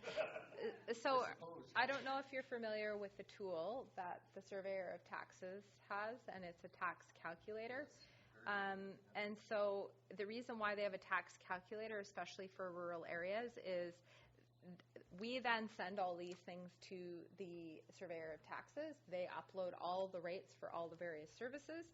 And so if you're someone who's contemplating buying here and you want to find out, you actually have to enter the folio number. So it's area specific. So even when I get people calling me saying, what can I estimate my taxes to be, I say, where are you thinking of buying, or where are you calling from? So the answer is yes, in that context. You have to be specific, but they do. You can get all the rates, but it's almost service by service. Yeah, what I'm wondering, like Municipal Affairs collects statistics, or BC Stats collects statistics, so about how various regional districts, their tax increases over the years. Is there tools or summary reports like? The only thing that you could probably do is look at an overall. Yeah, that's what I'm looking at. Overall, per there's 27 So 27 budgets, and this municipal affairs someone must track these stats because you submit them to the province. It's almost annual report summaries, you know. I'd have to look. Okay, so that's fine. Because I understand it when you do go on the summary for regional districts, it's per service area. They don't say the overall tax increase at the Capital Regional District was X. Any other questions? All right. I'd like a motion to recess until 9:30 tomorrow morning when we're back at it. Moved and seconded. All in favor? Thank you. Thank you, staff. See you tomorrow.